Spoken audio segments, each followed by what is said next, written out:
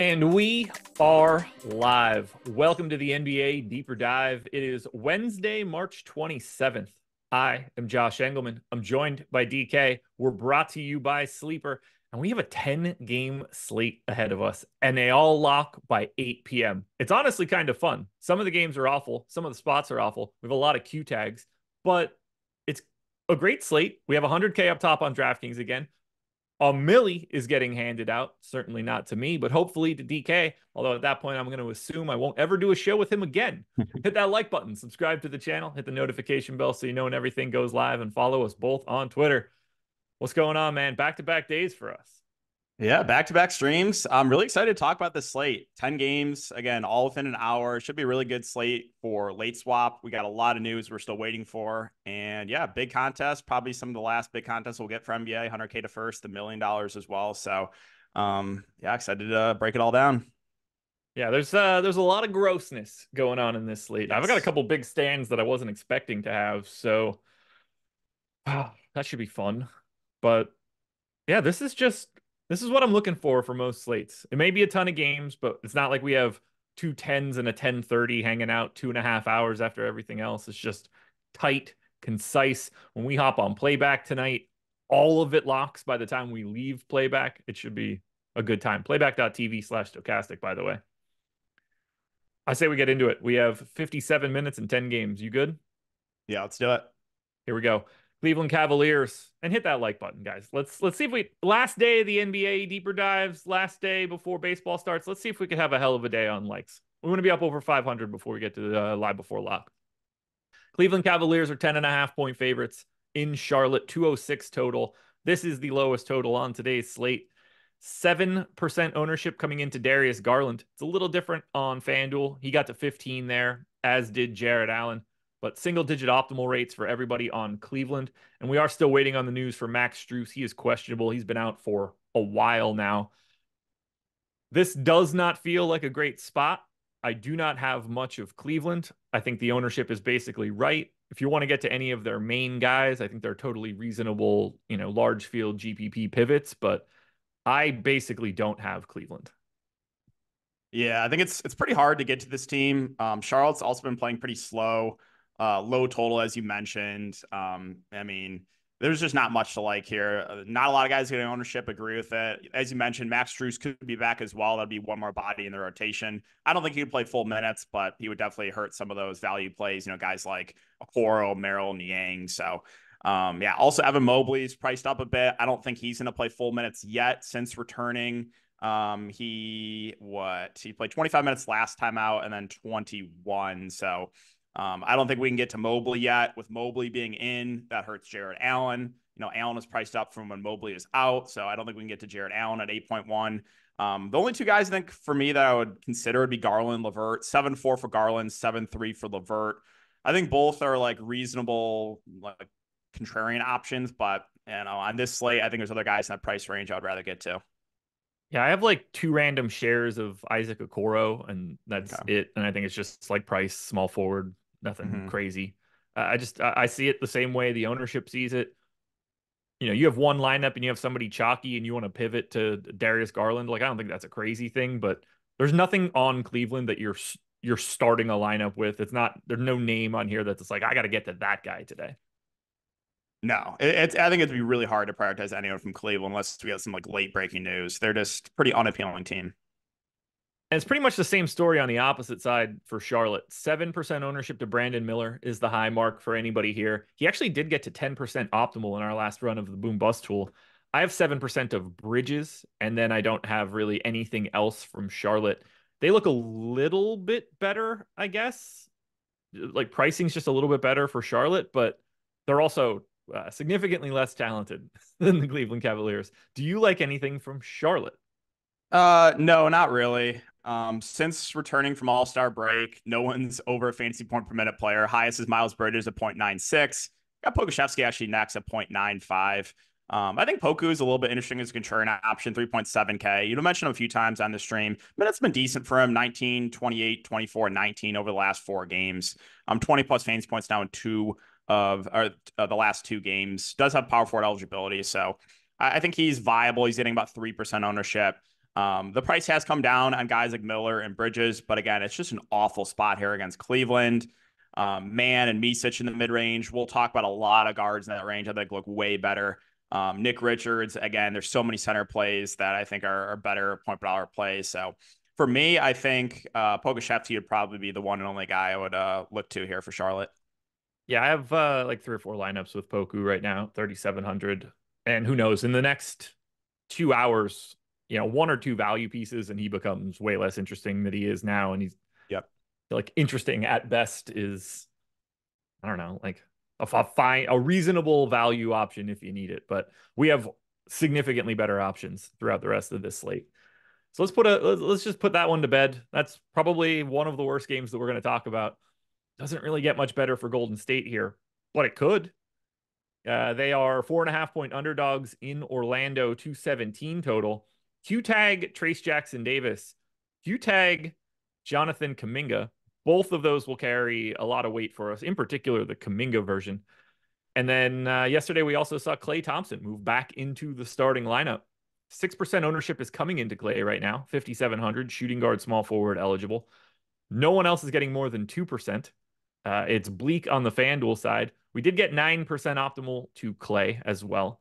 Is it Klay and nobody else? Because I actually have nobody else. I don't have a single share of anyone on the Warriors right now.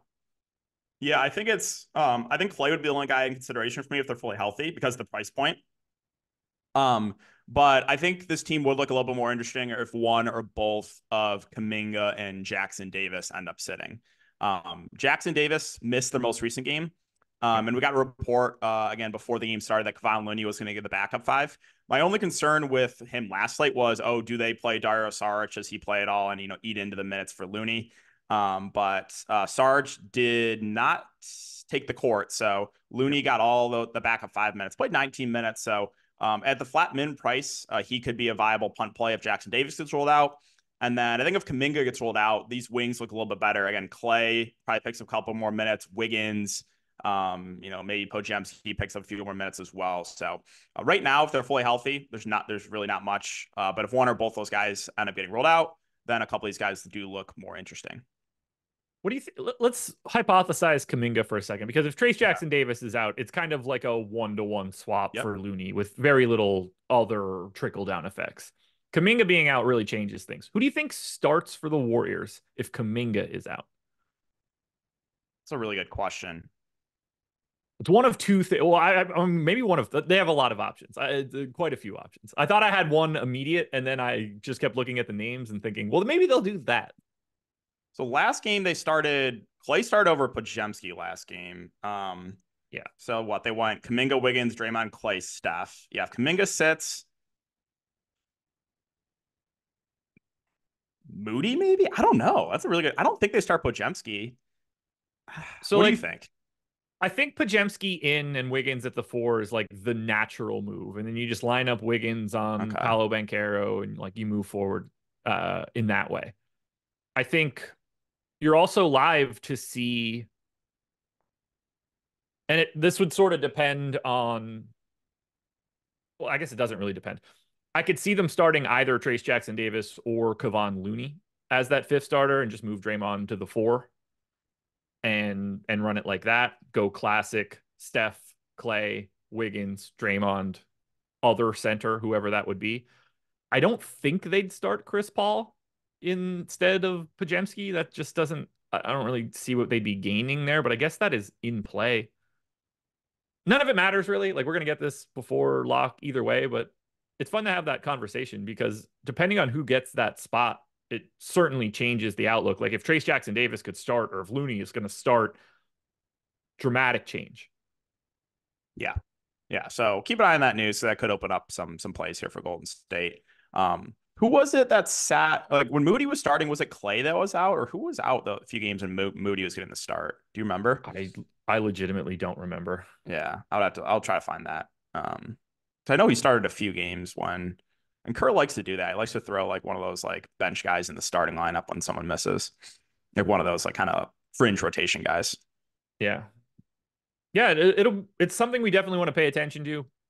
Mm-hmm. If they both end up in, I don't really think it matters. I don't think that we're really going to get to Golden State. Orlando's third in defensive rating on the season. They're a middle of the pack pace team. Doesn't really seem like a great spot for the Warriors unless we can cut two guys out of or at least one guy out of their rotation. Okay. Oh, they said it was Wiggins that was out when Moody got the start. Okay. Okay. The Orlando side is very different for me.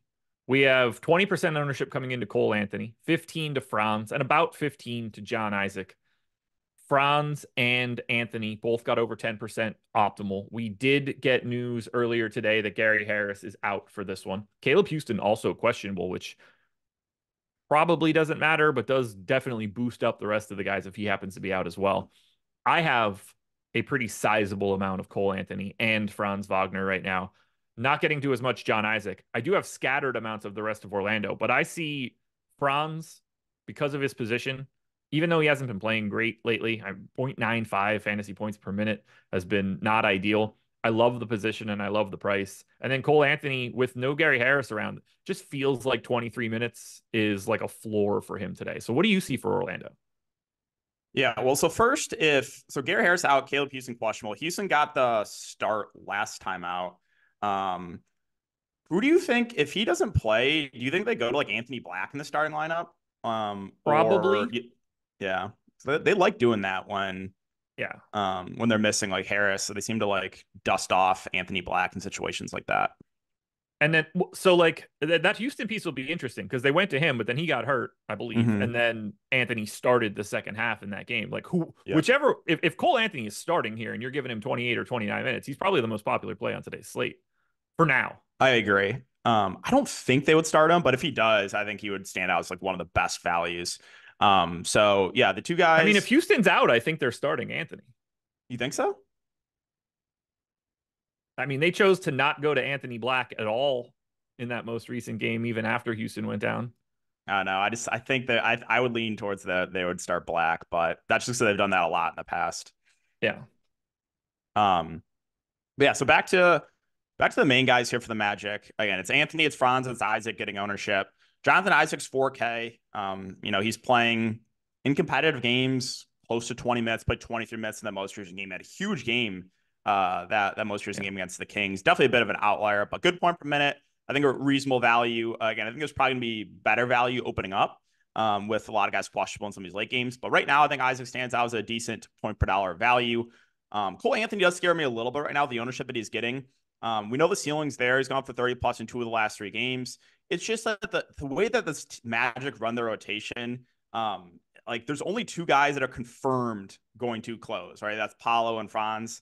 Like Yeah. they kind of just go with the hot hand with the rest of this lineup. So when you have a guy like Anthony that the minutes can fluctuate a bit on him, getting a lot of ownership, that does scare me a little bit.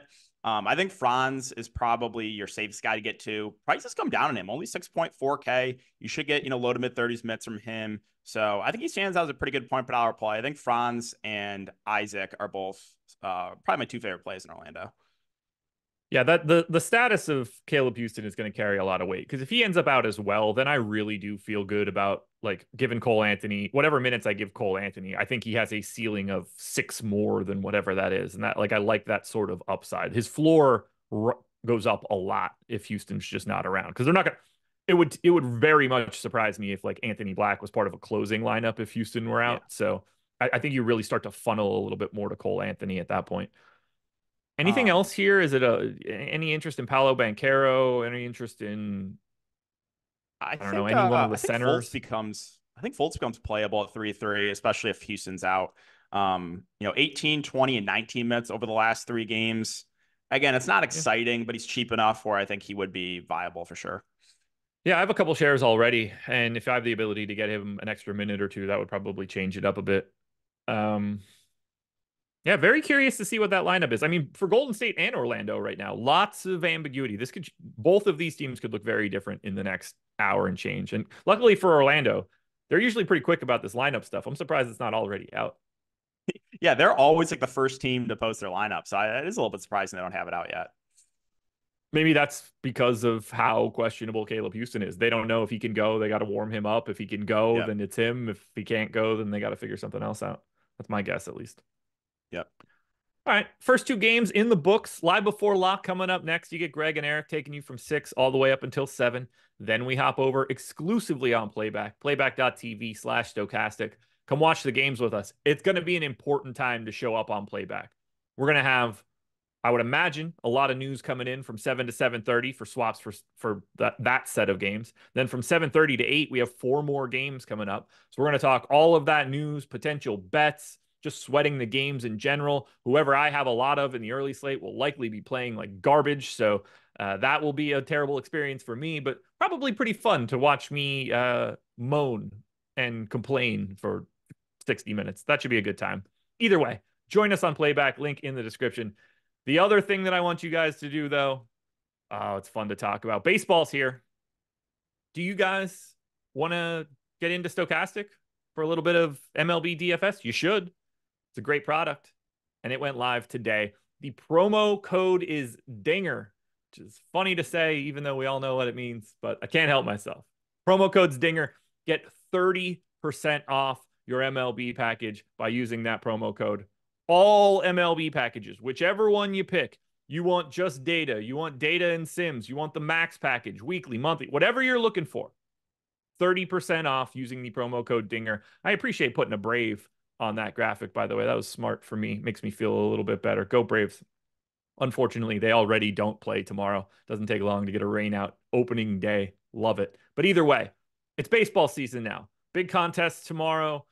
We've got 2 sports running, but now you get access to the MLB DFS package. Sims tool is rocked and ready to go. It's going to be a good time. Get in now, guys. Link in the description. Promo code is DINGER. Sign up. Get the deal. Why leave any money on the table? If you've ever been interested in checking anything that we have out, taking 30% off the bill is probably a good way to do it. My mouse is not working the way that I want it to. All right. Brooklyn Nets. Oh, I don't want to talk about this game. 3.5-point favorites in Washington, 220 total. We just got news that Cam Thomas is available for today. That really does help out a little bit. Nick Claxton also available. We're still without Cam Johnson and Dennis Smith Jr. Didn't want to have the Lonnie Walker experience once again, so thank you to Cam Thomas. He's 10% owned. Dennis Schroeder's 15% owned. Mikal Bridges is 10% owned. And Nick Claxton is just shy of 30. I have all 4 of those guys more than the field. 2xing Schroeder, over on Claxton. 2.5xing Mikal Bridges, over on Cam Thomas. It's almost like facing the Washington Wizards is a good matchup. Yeah, unfortunately, you had to have interest in this team. Like they've just really been pissing me off, man. Like that last slate, I'm still on full tilt mode from Lonnie Walker. Jammed him, took over on props, finished with a 0. Also pivoted to get Mikal Bridges in that day. He finished with like sub 20 fancy points. So it was a super tilting night last time out. But yeah, Cam Thomas back kind of hurts the value. However, the main guys still look pretty good. Since returning from break, Cam Thomas has a 29% usage rate. And he is averaging 1.05 fantasy points per minute. So currently getting about 10% ownership. I like his ceiling in this spot against the Wizards. The guy getting the most love is Claxton. I think he's the easiest to get to. Just really secure minutes right now. Should play his normal low 30s. Played 35 last time out. Good point per minute. Again, nice price point. So Claxton stands out as a pretty good point per dollar play. Dennis Schroeder getting about 15% ownership. Kind of indifferent on him with Cam Thomas back. I don't think he looks as good. Mikal Bridges getting close to 10%. The value, I mean, Dorian Finney-Smith at 4,400, I think is like a reasonable punt play. Again, though, I think there's probably going to be better value opening up as we get more news. So, and I don't think like Jalen Wilson was a value last slate, but I don't think we're going to get to him now with Cam Thomas back. Watford's getting a little bit of love. I'm not super confident in his minutes now with Cam Thomas back. So I think the main guys we're looking to would be Claxton and Cam Thomas. We got the Orlando news. Caleb Houston available to play. Are you ready for the lineup, or have you seen it already? Is it Anthony Black?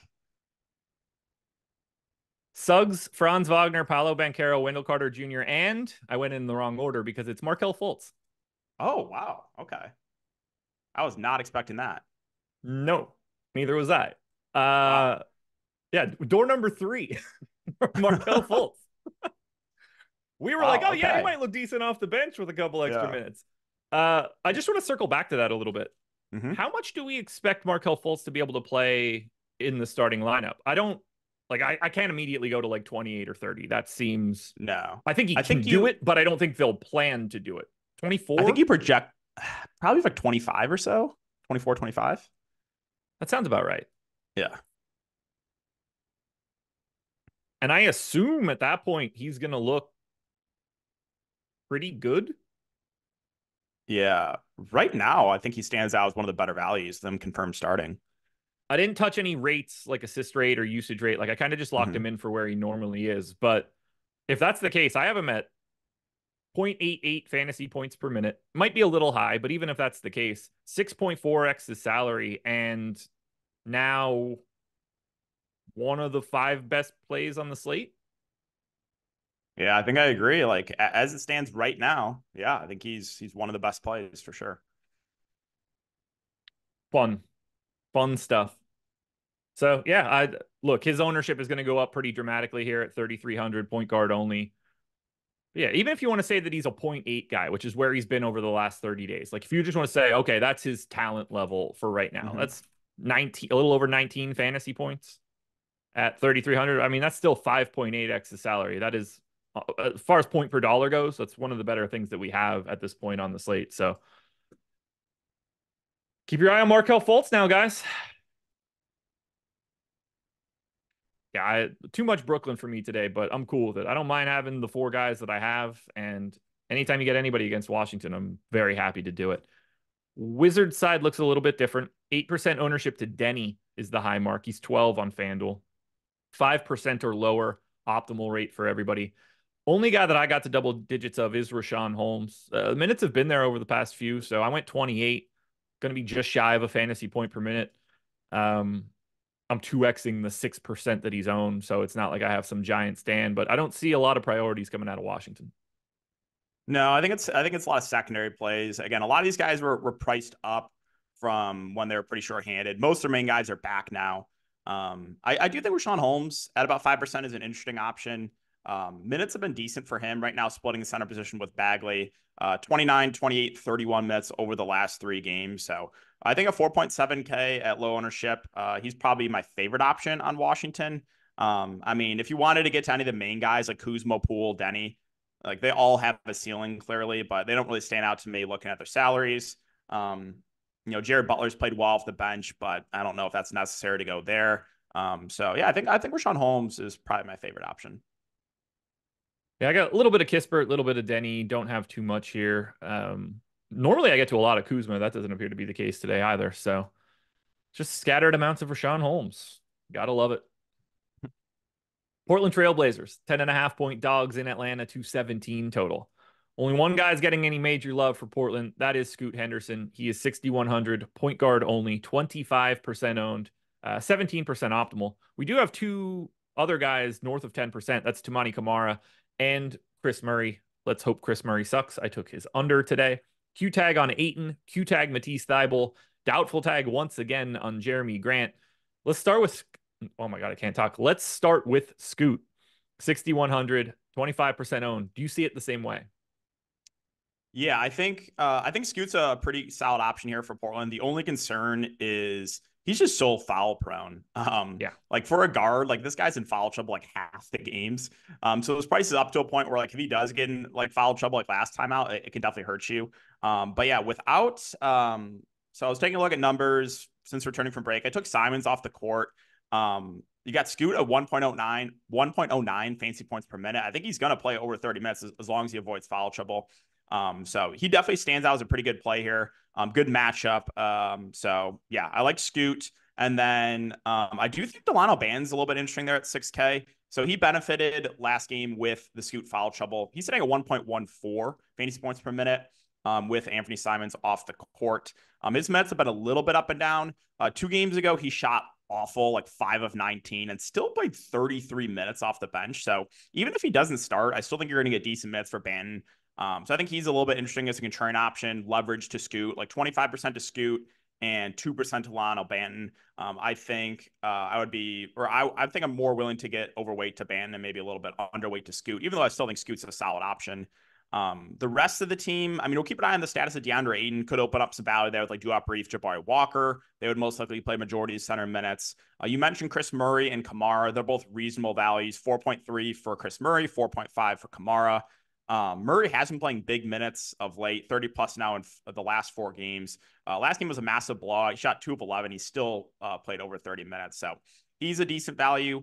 Yeah, I don't think there's anything else. We got to keep an eye on Thibault too. He's still questionable. Like if he's back, it could hurt the minutes a little bit for guys like Kamara and Chris Murray. I don't have much else to add there for Portland. They're not a fun team to talk about. Atlanta, on the other hand, is the opportunity to do some really crazy stuff, and they're already getting a ton of ownership. Call it 25 to Bogdanovic. Call it 25 to Bruno Fernando. Just shy of 25 to DeJounte Murray. Around 20 for Capella and around 15 for DeAndre Hunter. But Q tag on DeJounte Murray, lower back soreness. Let's work our way through these guys because those 5 guys are pulling a lot of ownership. The disparity in their optimal rates is pretty staggering. Some guys big time negative leverage, some guys properly owned. Of the guys that are getting some love for Atlanta right now with Murray in, who do you actually like the most? Okay, yeah. So right now, 5 guys getting a decent chunk of ownership: Bogdanovic, Fernando, DeJounte, Capella, and DeAndre Hunter. Obviously a lot of it will come down to DeJounte Murray. But I think DeAndre Hunter stands out as a pretty good play in the mid-range, 5.9K. Been playing decent minutes of late. Pretty easy to get in your lineup as well. So I think he's a solid option. Bogdanovic, if DeJounte is in, I think is going a little bit over-owned. But if he's out, then he becomes like a really good option. Fernando, Capella right now splitting the center position, 4.4 for Fernando, 6.5 for Capella. Like, I do think Fernando is a solid value, but maybe going a bit over-owned as well. But yeah, this team gets really, really interesting if DeJounte Murray ends up sitting. Right now, I have a lot of Fernando and basically no Capella, which is not ever the way that I want to go about that. But those guys are going to split the 48 minutes today. All it takes is a little bit of foul trouble. I mean, last game out, it was 29 to Capella, 19 to Fernando. The game before that was 26 to Fernando, 22 to Capella. I have it 26-22 Capella right now, but there's certainly a path for Bruno Fernando to play a couple extra minutes. There's also the path that he does not get anything close to that, and it becomes a real issue. But at 4,400, I'm willing to take those chances. At least that's what it seems. I'm basically fading this entire team. I'm half the field of Bogdanovic. I don't have Capella. I essentially don't have DeAndre Hunter, and I have one single share of DeJounte Murray right now. So I kind of want him to be in, and this just becomes like the spot that I'm different. But let's talk through what happens here if DeJounte Murray doesn't play. How much Trent Forrest can one person have? Yeah, so that would be my guess for who starts if DeJounte ends up sitting as Trent Forrest. I think he would be a phenomenal value there at 3.3. And then this would just be a team I would be going heavy on. Like Bogdanovic would stand out as one of the best plays in the mid-range. Hunter as well. Don't really know if it would change a ton for the centers, but yeah, if there's no Murray, whoever starts, my guesses would be Trent Forrest would be a really good value. And then Bogdanovic and Hunter would be 2 of the best plays in the mid-range. Also Vic Krejci too. Krejci's played well. Minutes have been solid for him too, 38, 31, and 33 over the last 3 games. He's already like playable as a contrarian option. He would look way better as well. So there would be a ton to like here from Atlanta if Murray sits. Because right now, like Murray's been doing everything for the team. He's also playing huge minutes. Like 2 of the last 3 games, he's played over 40 minutes. So that would be just like a massive bump for a lot of the main Hawks here. And then probably Forrest would move in the starting lineup. Yeah, 3,300 for Trent Forrest. He will look better than Markelle Fultz if Murray comes out, because I think Forrest is going to have to play 30 or something along those lines. Like, these guys are pretty thin for today, and you start getting into the Dylan Windlers and the Matthewses of the world. Ugh. Yeah, if there's no Murray again, they are very shorthanded. You might see minutes for guys like Windler. Seth Lundy could see some minutes. He's out. Just going through the roster. Seth Lundy is with the G League team. Oh, he is? Okay. So per the injury report, at least. Okay. So 1, 2, 3, 4, 5, 6, 7, 8, 9. So they only have 9 guys then. If DeJounte gets rolled out. Ooh. Do they have any random morons that we don't know about? They could, I guess. I'm gonna check that out now just because I think it's important. Yeah, Um, because so if no, they DeJounte's don't. out, okay. So you So it's get Capella, Hunter, Bogdanovich, mhm, assuming Murray is out here. Capella, yep, Hunter, Bogdanovich. Kobe Buffkin is also out. AJ Griffin, I believe, is out. he Correct. is. Um, Jalen Johnson out. So then you get Bruno Fernando, Wes Matthews, Garrison Matthews, Mohamed Gay, Trent Forrest is 8, Vit Krejci is 9, Lundy. So they have 10. Lundy is Mohamed out. Gay is out too, by the way. Oh, okay. So then they have 9. You were right. Yeah. Yeah. Um, It's Trent Forrest season if Murray's out. did you also realize there's two Mohamed Gays too? I There's like did not. By the way, Mohamedou. Jonathan Kaminga out, Trace Jackson Davis in. Okay, There's two that Mohamed makes Gays. yeah. There's the one on there's Mohamedou and then Muhammad because the one on Toronto too. Huh. I don't even know if I have the right one on the right team at this point. Well, that one Yeah. slate, the Toronto one was actually projected to get some ownership, and I was laughing. I'm like, there's probably be some people that play the Atlanta one. Yeah. A lot. A lot. What either way. Keep your eyes peeled for Atlanta. Lots of ownership coming in right now, and it is in flux at this moment. What's not in flux is how little I want to get to this game. The LA Clippers are 6.5 point favorites in Philadelphia, 215 total. Not a lot to stay here for the Clippers. They did get everyone's favorite Russell Westbrook back recently, so everything should be great for the Clippers. That should right the ship. 5% ownership to Kawhi on DraftKings, 9 on FanDuel, single digit optimal everywhere. I don't have a single share of a Clipper.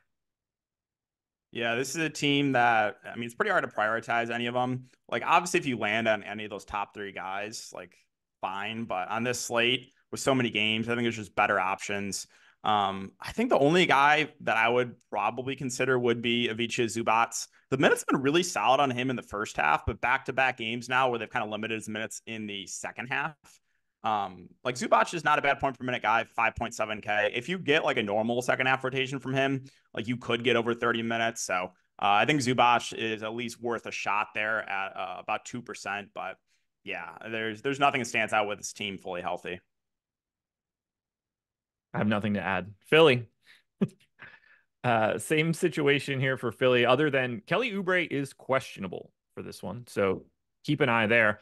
Highest owned guy on Philadelphia is currently 2% owned Tyrese Maxey. I don't have a single share of Philly. This entire game does not exist in a lineup for me. It's a pretty gross game. Keep an eye on the Oubre news. I think Batum would get the start if Oubre ends up sitting. So he could be a potential value there at 4.2. But he's been pretty bad of late. I do think like Maxey's a little bit interesting, sub 9K. He's playing like basically 40 minutes in competitive games. So if you want to take a shot at him in tournaments, obviously the ceiling is there, but yeah, if Oubre's in, this team is pretty unappealing and not really a great spot. You're getting the center minutes split between Paul Reed and Bamba. They're both their price points are up, so kind of hard to go there. The minutes are way down on Hield. Yeah, there's not a lot to like. Who gets the biggest benefit? If Kelly Oubre is out, are we getting to anything from Philly after that? See, I don't know if it like really benefits anyone specifically. I think Batum probably gets the biggest minutes bump. Maybe Lowry looks a little better. Maybe Tobias looks a little better, but I still don't think I'm going to get to him even if he sits. Is it not? We got 32 minutes out of Buddy Hield last time out with no Kelly Oubre. I think that has to start mattering, right? So, yeah, the rotations were really weird that last game. Did you see like Tobias started, only played 25 minutes. Hield basically like closed in a blowout. They dusted off DJ Wilson. That was a weird rotation last game. And that was kind of a competitive game, it looks like. So yeah, I think Hield could be playable too, but I don't know if we could trust for him to get 32 minutes again. Sure. I got nothing else here for Philly. I hope Oubre ends up in. Like, I would like to just cross that game off and Yeah. not care. Sleeper is the sponsor of this show. You can get up to $500 on your first deposit as long as you click the link in the description of this video. You could get 100x payouts. You should make a giant deposit so that you could really start chasing those 100x payouts if that's the direction you want to go. Dynamic payouts on these plays. That's the main attraction at Sleeper. It's not just even action on both sides. You get a multiplier effect. So you can find spots where you can get a 1.5x and really start stacking up a multiplier to give yourself a better opportunity at the huge style payouts you're looking for on these pick'em sites when you're adding in 5 or 6 separate plays. It's very easy for what you need to do. There's a link in the description of this video. Click that link, sign up, load it up with up to $500 because you want to take advantage of that offer. Lots of stuff going on Sleeper in terms of free squares. Tyler Glass now has one as a strikeout prop. Kevin Durant has a free square today for points. I think there's another one for Zach Gallen, or at least it's pretty appealing. We're showing it as an incredible expected win play in OddsShopper. Not to mention Tyrese Halliburton assists is looking like a very nice line using OddsShopper as well. So lots of plays available to you on Sleeper, multiple free squares, and the deposit offer. All you got to do is click the link to sign up. The New York Knicks are 13.5-point favorites in Toronto, 212 total. No minutes limit for Cam Thomas. That's has nothing to do with the Knicks. That just happened to be news that popped up on my watch. For the Knicks, Q-tag Alec Burks, Q-tag Mitchell Robinson for today. We have 25% ownership coming into Dante DiVincenzo, 15 to Josh Hart, 10 to Hartenstein, 10 to Miles McBride. Let's start with the piece that I think everybody will be most interested in. Do you think Mitchell Robinson matters today, either for himself or negatively for Isaiah Hartenstein? So I think it's a slight negative impact. You might get, I don't know if it might be a negative impact in some other guys because you could get like a Chua shifting more to the 4, and then maybe, guys like Hart or like DiVincenzo maybe lose a few minutes. I don't think it's to be like a huge deal, but I think some of their main rotation guys could lose a little bit of run with Mitchell Robinson back. Hartenstein, so it's not like he's been playing huge minutes anyway, right? 25, 26, 26, and 24 minutes over the last 4 games. So I think the most likely scenario here is Hartenstein plays similar minutes and Mitchell Robinson just backs him up. And then you probably get a Chua shifting a little bit more to the 4. Yeah, I only gave Mitchell Robinson 14 minutes. We went 16 and change. I just don't think they're I know Tibbs doesn't give a shit about anybody's health, but coming back off of an ankle injury, big dude, there's no way he's in game shape. Their only goal now is to stretch him out until they get to the playoffs. There's no incentive to doing anything crazy in this spot. So I think they're going to treat him with kid gloves. And I assume Isaiah Hartenstein just plays the sort of normal run we've seen. I think it cuts everything from Jericho Sims. And I think we just see a little bit less of Precious than we had been seeing. That's my assumption right now. Yeah. The only thing I'll say to that is Tibbs is crazy. OG in his first game back, he played 29 minutes after missing a month and a half. And he was on pace to play mid 30s minutes if that game didn't blow out against Philly. So you never know. Mitch Robinson could play 20 plus minutes. I wouldn't completely rule it out just because again, Tibbs is a bit crazy. Yeah, I think Hartenstein's still a solid option there at 5'7". And then obviously the main rotation guys look good. It's a great matchup. They're playing huge minutes. Hart and McBride are basically going to play close to the entire game.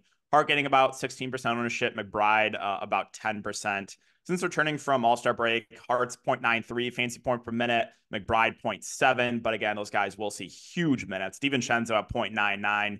He is right now getting the most love. His minutes have ticked up over the last couple games.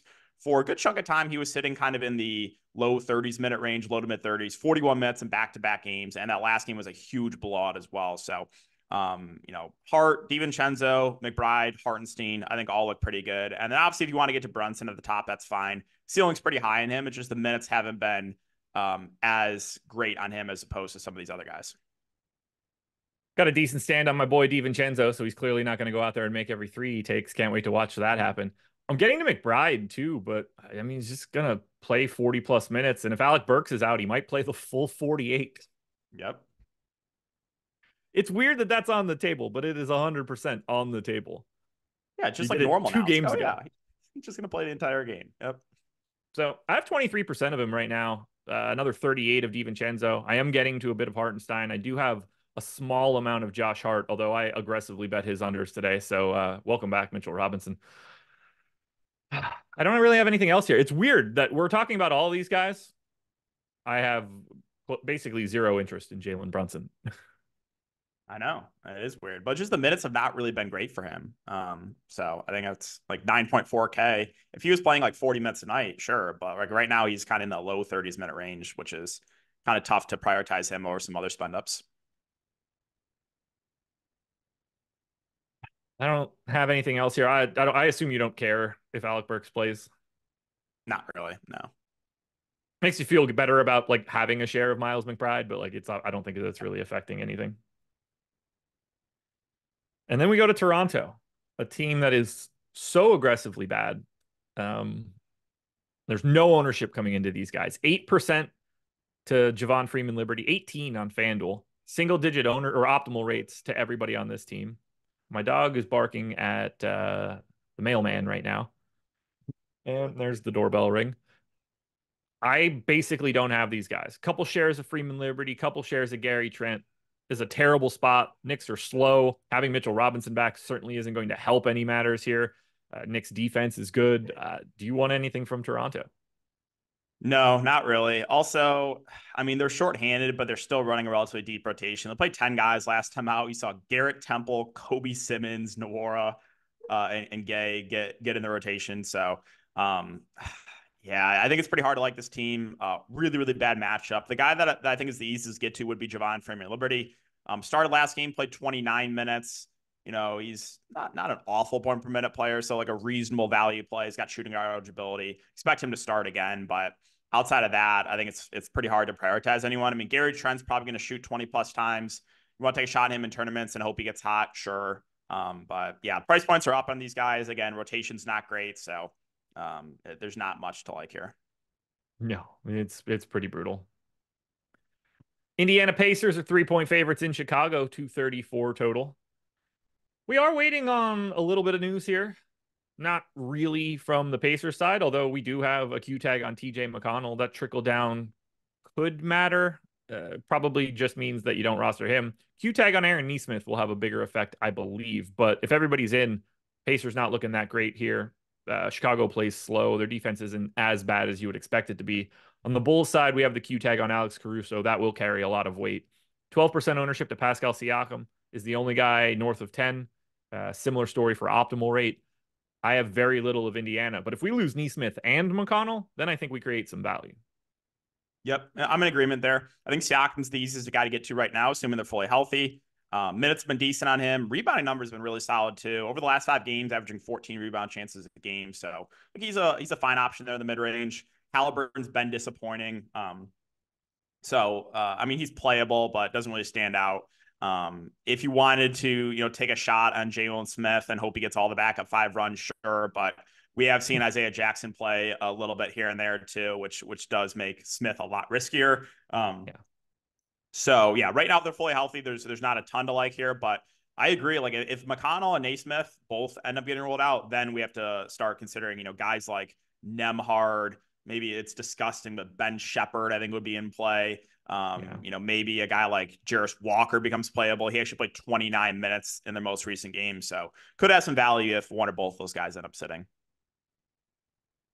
Oh boy. I hope they're in. I don't want to deal with it. I don't want to want deal like with it either. ancillary Pacers pieces in my late swap here in the spot. I'm not going to feel good about anybody I get to. There's not going to be any No, trust for it either. no, the way that Carlisle runs his rotations, I really hope they're in because I don't want to deal with the gross Pacers value.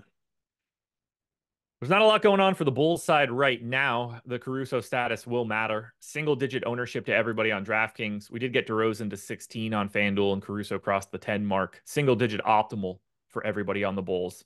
Like I've got a little bit of Kobe White, a little bit of Caruso, and that's kind of it, but nobody more than 10%. I'm a little bit surprised this team's not getting more love. Yeah. Really good matchup here against the Pacers. No one over 10%. I do kind of like DeRozan and Vooch's contrarian plays. Again, DeRozan about 8%, Vooch only about 1%. The issue with Vooch is the minutes have not been amazing on him recently. Like, if you take a look at recent games, 31, 35, did play 39 against Houston, 32 and 30. So been a little bit up and down, but really good spot here against the Pacers. So I do think those top two guys, Vooch and DeRozan, are decent contrarian plays. Kobe White looks like he's no longer on a limit. Again, I kind of eased him back for a few games, but 36 minutes in back-to-back games. Shot 6 of 20 last game, stolen for 37 fancy points. Another reasonable contrarian play. Caruso questionable if he misses. Io maybe looks a little bit better, but his price is up. I still think I'd rather get to those three guys that we just mentioned. Maybe Torrey Craig becomes a playable value if Caruso sits. Would expect him to start. But yeah, I think Vooch, DeRozan, and Kobe White I'm a bit higher on than the field right now. Craig should be starting no matter what. So they brought Caruso off the bench last game, right? I think so, yeah. At least last game. Okay.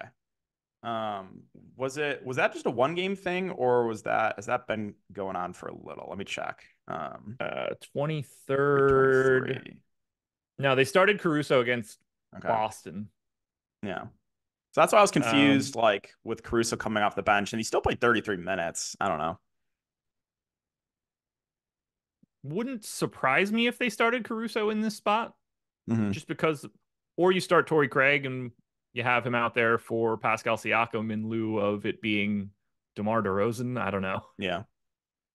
I don't think it matters too much. Like, if Caruso's coming off the bench, you're probably not really getting to him at that point, even though like you still think he plays 30. But I think it probably doesn't matter. I think those guys are going to play like whatever minutes they're going to play, no matter how they start whichever one. Yeah, I don't really think it's a massive deal either. Yeah, chat saying Caruso did start the second half in the most recent game, so yeah, they might go right back to him. Yeah. Weird. Yeah, I thought these guys would look a little bit better, but they've been so steady with everybody that's been in that like these guys have just got stable prices now. They would need, if somebody were out, I think everything would start really popping for Chicago because of the matchup, but I don't think it's going to work like that today. Lakers, I guess. 4.5-point favorites in Memphis, 223 total. Q tag LeBron, Q tag AD. They went to double OT last night. AD played 51 minutes. He played 41 in regulation, which would have been crazy on its own. And then he stacked 10 more on top of it. I don't have a lean. I don't have anything to add. If they're both in, I have one share of AD. Like, I don't expect to be getting to the Lakers. But if one or both are out, then this entire situation changes. Yeah, so this one's a tricky one. That's why I said it's going to be a good late swap slate. This is a big piece of news with Anthony Davis. If he ends up sitting, like it's going to make a lot of these Lakers look pretty good. LeBron would look great. 1.49 fancy point per minute player with AD off the court. If I had to guess right now, I would say Anthony Davis sits. He was limping pretty bad in that game, and also just the massive amount of minutes that he played, 52 minutes. So I would say probably like 60-40 that AD sits. And if that happens, then this team looks really interesting. But if AD's in, I think it would just be the top two guys, LeBron and AD, but still would be hard to prioritize them. I think other spin ups would look better. Yeah, it's just it's not worth breaking this down. There's so many different ways this can go depending on which guy's in, which guy's out. If they're both out, if they're both in, I hope they're both in.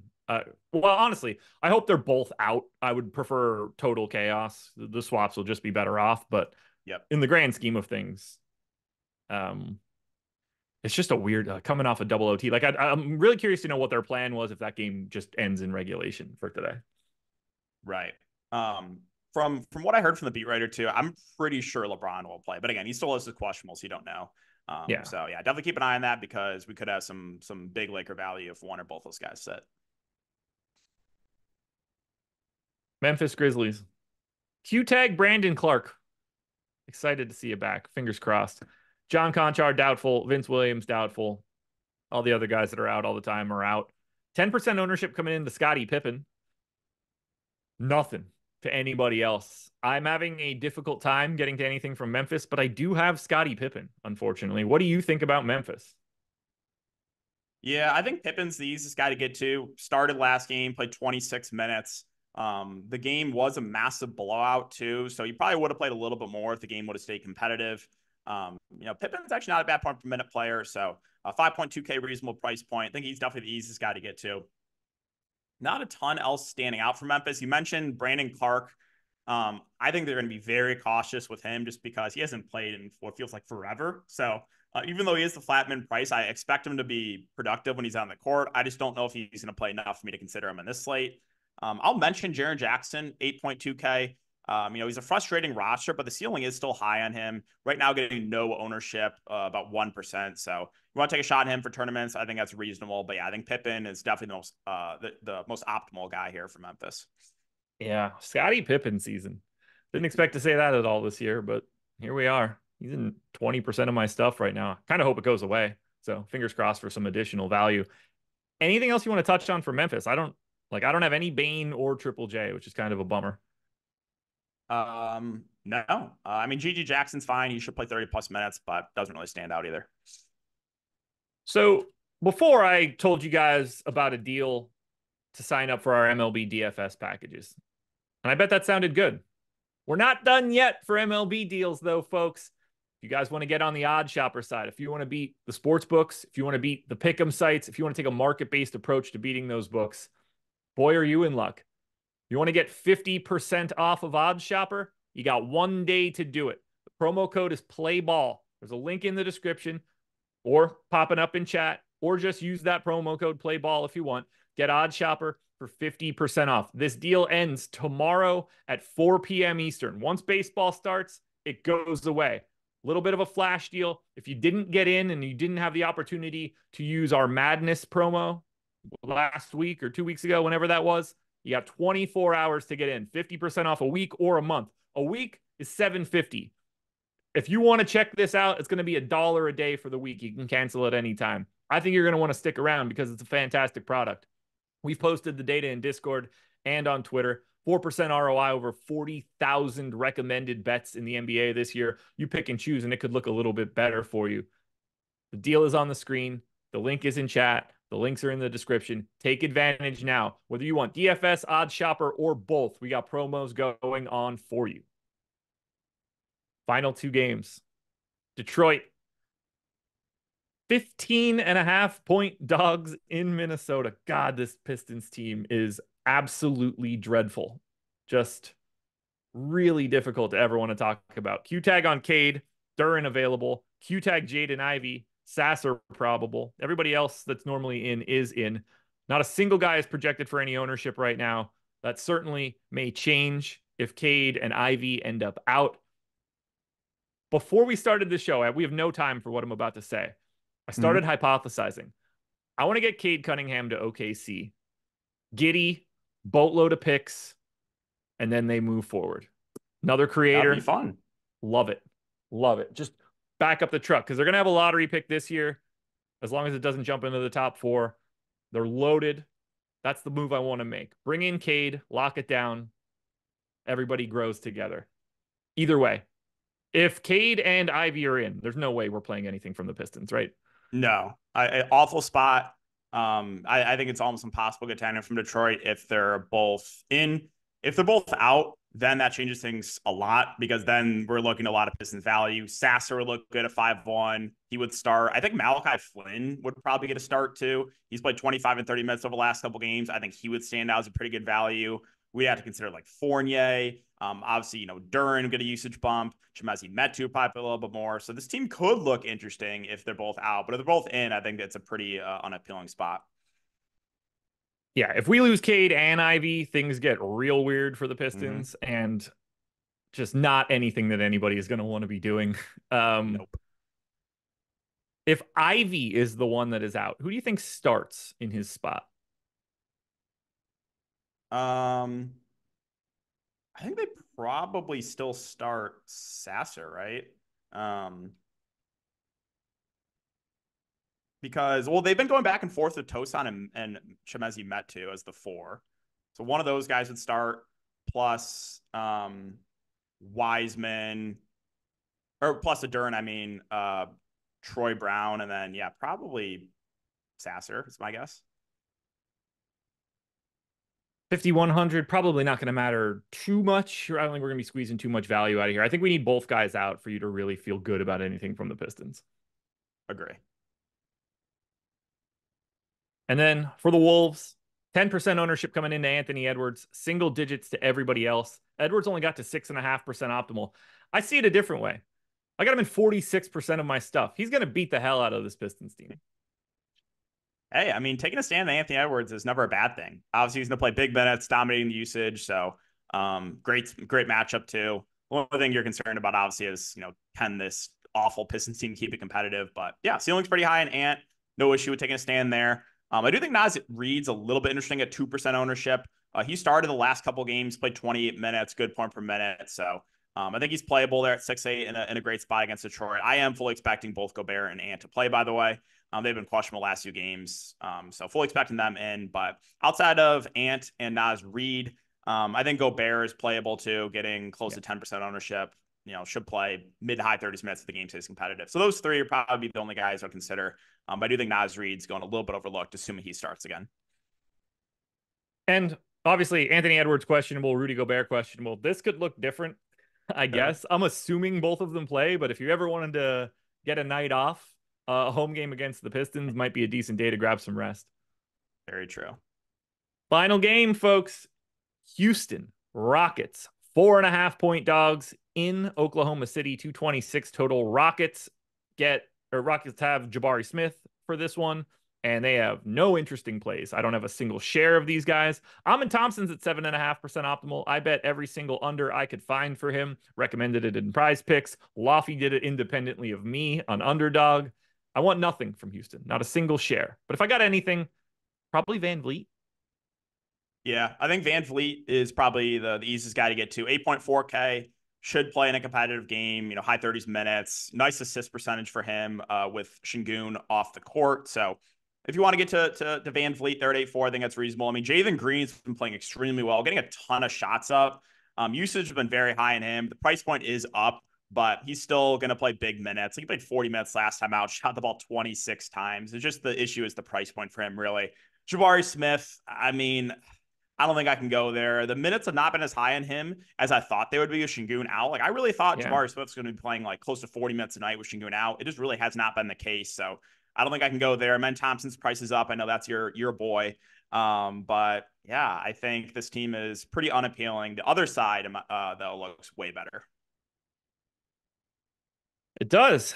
Oddly enough, Oklahoma City looks a little bit different because no Shai Gilgeous-Alexander, which means 50% ownership coming into Jalen Williams. I got 78. 48% ownership coming into Josh Giddey. I've got 72. 20% to Chet. I've got 42. 32% to Case and Wallace. 15 to Lou Dort. I'm over on Dort. I'm way under on Case and Wallace. I don't know how you don't get to the starters, like the normal main dudes from OKC today. Yep, by far my favorite team to target right now. I mean, take a guy like Shai off the court. It's just a massive bump to these guys. With Shai off the court on the season, Shat's 1.28 fantasy point per minute. Jalen Williams 1.23. Josh Giddey 1.09. Both Williams and Giddey get a nice assist bump. Both around 27% assist percentage. So there's a lot to like here from Oklahoma City. I think the main three guys would be my preferred options: Chet 7.5, Jalen Williams 7K, Giddey 5.9. Giddey probably the easiest to get to since he is the cheapest. Should get a minutes bump. Probably plays close to 30 minutes or so. So yeah, those top three guys I think look really good. Lou Dort at 4.6K, I think looks a bit better too. I think he's a reasonable value. I am in agreement with you. I think Case and Wallace is going over-owned right now. Here's the thing with the Thunder and Dagnall's rotations, right? And we've seen this throughout the years. Like, if one guy's out, usually like whoever starts, I still don't feel super confident in it. We've seen so many times that like that guy gets benched in the second half and they switch it up. So with a guy like Case and Wallace, who's not really a great point per minute player, like I do expect him to start, but I'm not super confident in his minutes. So I think he's going a little bit over owned. Like I wouldn't mind taking a shot at like 4% owned Isaiah Joe. Joe is a guy that does have a ceiling. Obviously, he's making shots, but he's very score independent. But yeah, Williams, Giddey, Chet. I think three of my favorite plays of the slate. I think Dort's reasonable. I think Case and Wallace is going over-owned right now. Yeah, I assume Wallace starts. I don't trust the minutes. We went 28. We also have him 18% optimal, 32% owned. I went 26 because I don't have a great feel for who it's going to be. And closing wise, it could be literally anybody. So I think everybody else in the starting lineup is going to close other than, and like it could just as easily not be Case and Wallace that starts. I would not be surprised at all if it became Aaron Wiggins. I wouldn't be surprised if it became Isaiah Joe. They have options here to bounce around. But the moral of the story for Oklahoma City is this: play as much Jalen Williams as you want, play as much Giddey as you want. If Chet is your guy, by all means, go that direction. There's so much additional opportunity here with no SGA. Yeah, I don't think it's a big deal, but just something to know. Aaron Wiggins, he didn't play last game, but they did say the plan was to play him, but then they went on a run, so he'll definitely play in this game. Yeah. I don't know if he plays enough to consider him, but he for sure will play. I have 6% of him right now. Okay. 3,200 small forward, and could easily play more than the 19 or 20 that he's getting projected for. Fun slate, man. I'm excited to get this one. I'm ready to put these lineups in, and we're going to have a ton of more news coming up over the next 2 hours. NBA Live Before Lock is coming up next. You got anything else to say? No, it's been great doing shows with you. Good luck, guys. Hopefully everyone has a great rest of your night, and let's win some money. There we go, folks. We'll talk to you later. Live Before Lock is next. Hit that like button if you haven't done it yet. We're probably not even close to 260. Shame, shame, shame.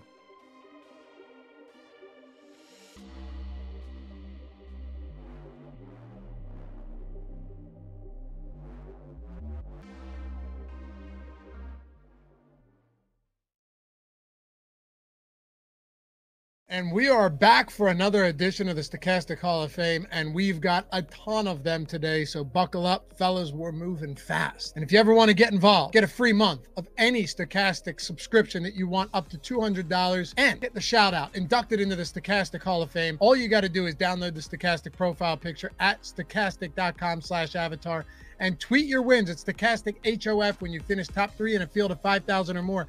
Does not matter what the entry size is. Let's get it started. Hip Hop Lyrics found you guys during the Madam Sims, been hanging out ever since, turned 5 cents into 250, but more importantly became a Hall of Famer. Shout out to the lineup generator. Yes, sir. Shout out indeed. Namdi back at it again, took down the 5K Minimax, getting back on the heater. Thanks Eric and Greg for the Houston Green call to put me over the edge. Best tools in the business. Dave Oliver, thank you guys for your great NBA breakdown and Sims. Elway's Army, we removed 2 of them because there were too many. That guy's just on an absolute tear. And John, yesterday's night slate was a good one. Keep up the great work. Followed by Breland Worthy, solo first in the Minimax last night for 1K. All thanks to the Stochastic Sims and insights on Live Before Lock. Keep up the good work, fellas. Fully loaded, awful run out for me on Underdog, dropping from 2nd to 10th place on the final Fox basket. On the bright side, my process is improving on DraftKings, and it's all thanks to the Stochastic Sims. A free month of Stochastic makes tonight suck a little less. Thanks, Stochastic. And our own Nolan Kelly started playing, or Spud Kelly, started playing NBA DFS a week ago, finished first in the Minimax tonight. Thanks to the Sims. If I can do it, anyone can with this tool. Justin, the Stochastic Sims tool, theme here, does amazing work. Almost 18,000 entries. Stochastic takes the top 6 and 8 of the top 10, all myself and Ugly Lovely. I wish I would have signed up sooner. Brandon Weber wasn't top spot, but good enough for the Hall of Fame. Yes, sir, it is. And a random human. Hey guys, thanks to your Sims, I was able to make some last minute changes after waiting for that lineup to come out. Wasn't looking too good early, but gotta trust the Sims. Chopping first place for a random human. And the champ 0824. Normally I'm single entry 20 max guy. First time 150 maxing and shared third. Tools are the truth, but honestly, the content second to none. Shout out to all the boys at Stochastic. Cheers, fellas. Anthony, thanks to Stochastic, absolutely crushed it last night. Took 4 of the top 5 spots. Bam, great start to building my bankroll. PG18, Sims Tool, keep crushing the showdowns. I love it. Nice way to start St. Patrick's Day. Cheers. And then Trill Russell finished in 2nd place in the NHL Quarter Jukebox for a free month of the Sims package. And our own Tom Kennedy, when you entered last minute and forgot to diversify, well, it worked out. 1st and 2nd place for Tom in the NBA shots. 6th and 7th, as a matter of fact, too. Avatar in there with Stochastic in 5th place on top of that. Wayne, 2nd, 1st in 3 weeks on the Minimax. Thank you, Sims and the hosts. Thank you. Time for the 100K. Jay, hey guys, first place win since the All-Star break resumed. Lineup generator does it again. And Shun Time's huge takedown on my second day at Stochastic off $60. Best ever. Thank you. Yeah, monster wins for Shun Time on only $60. And Andre Harrison, night slate wins. Sims came through in a big way. Hauser raining those threes. Almost 3K for Andre on that one. Whiteout 83, $10,000 win using the Stochastic NHL Top Stacks tool. Thanks. Built the lineups. Well, not going to read that, but congratulations to Whiteout 83 and Endless How. Endless. Fun sweat tonight on the late slate. Thank you, Stochastic Tools and crew, as always. Another $3,000 win in the Micro Max. Gotta love it. Sean, shout out to the Stochastic crew for a nice bankroll boost. Took first in the quarter, third in the nickel with the help of the Sims tool and live before lock. Ugly 8 game, another great week of PGA. Wow, all across the top of the leaderboard for Ugly 8 game. Congrats to you, sir. And Michael Diaz took down the mini max. Don't know how I should feel. Max out the mini max and the $4 with 300 uniques. This lineup could have ended up getting 100K. Good win anyway, and thanks again for the content. And Eric Mack, well, boys, here's another one for the Sims. Literally just signed up using the secret code that can only be heard during the YouTube shows. Thought I was in the top 3, but looks like I ended up in 4th by 0.3 after a stat correction. I hope that's good enough. Clintwood 83. Yo, Laffy finally made it in the Stochastic Hall of Fame, baby. Sims for the win. Crash Money. Another successful night with Stochastic Sims. Was sitting on 100K until Boucher's putback, but still brought in great profit and a few qualifiers. Avi, second place out of 27,800 entries. $4 entry. Let's go. Thanks for the help tonight. $5,000 on $4 entry. And remember, finish top 3 in any contest in a field of 5,000 or more and get your free month of any Stochastic subscription up to $200. Just tweet those wins to us at Stochastic HOF while rocking the Stochastic avatar.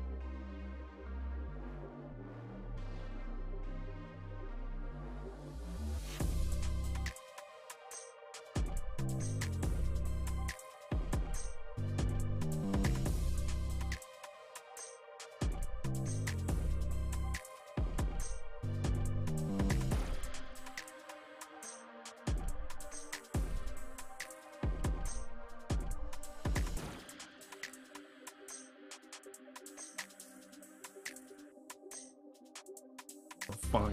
All right, there we go. Hello, everyone. I saw that 8 was out. That's great. Yeah, I'm ready. I'm ready, Jordan. You can do the countdown. Have I ever not been ready? I don't think once in my life. What is happening, everybody? It is time for NBA Live Before Lock. A lot going on today because we've got baseball season starting tomorrow. There's a big NBA slate tonight. There's a Millie Maker for NBA today. And then there's also like 10 billion players that are on the injury report, which is not uncommon for this time of year.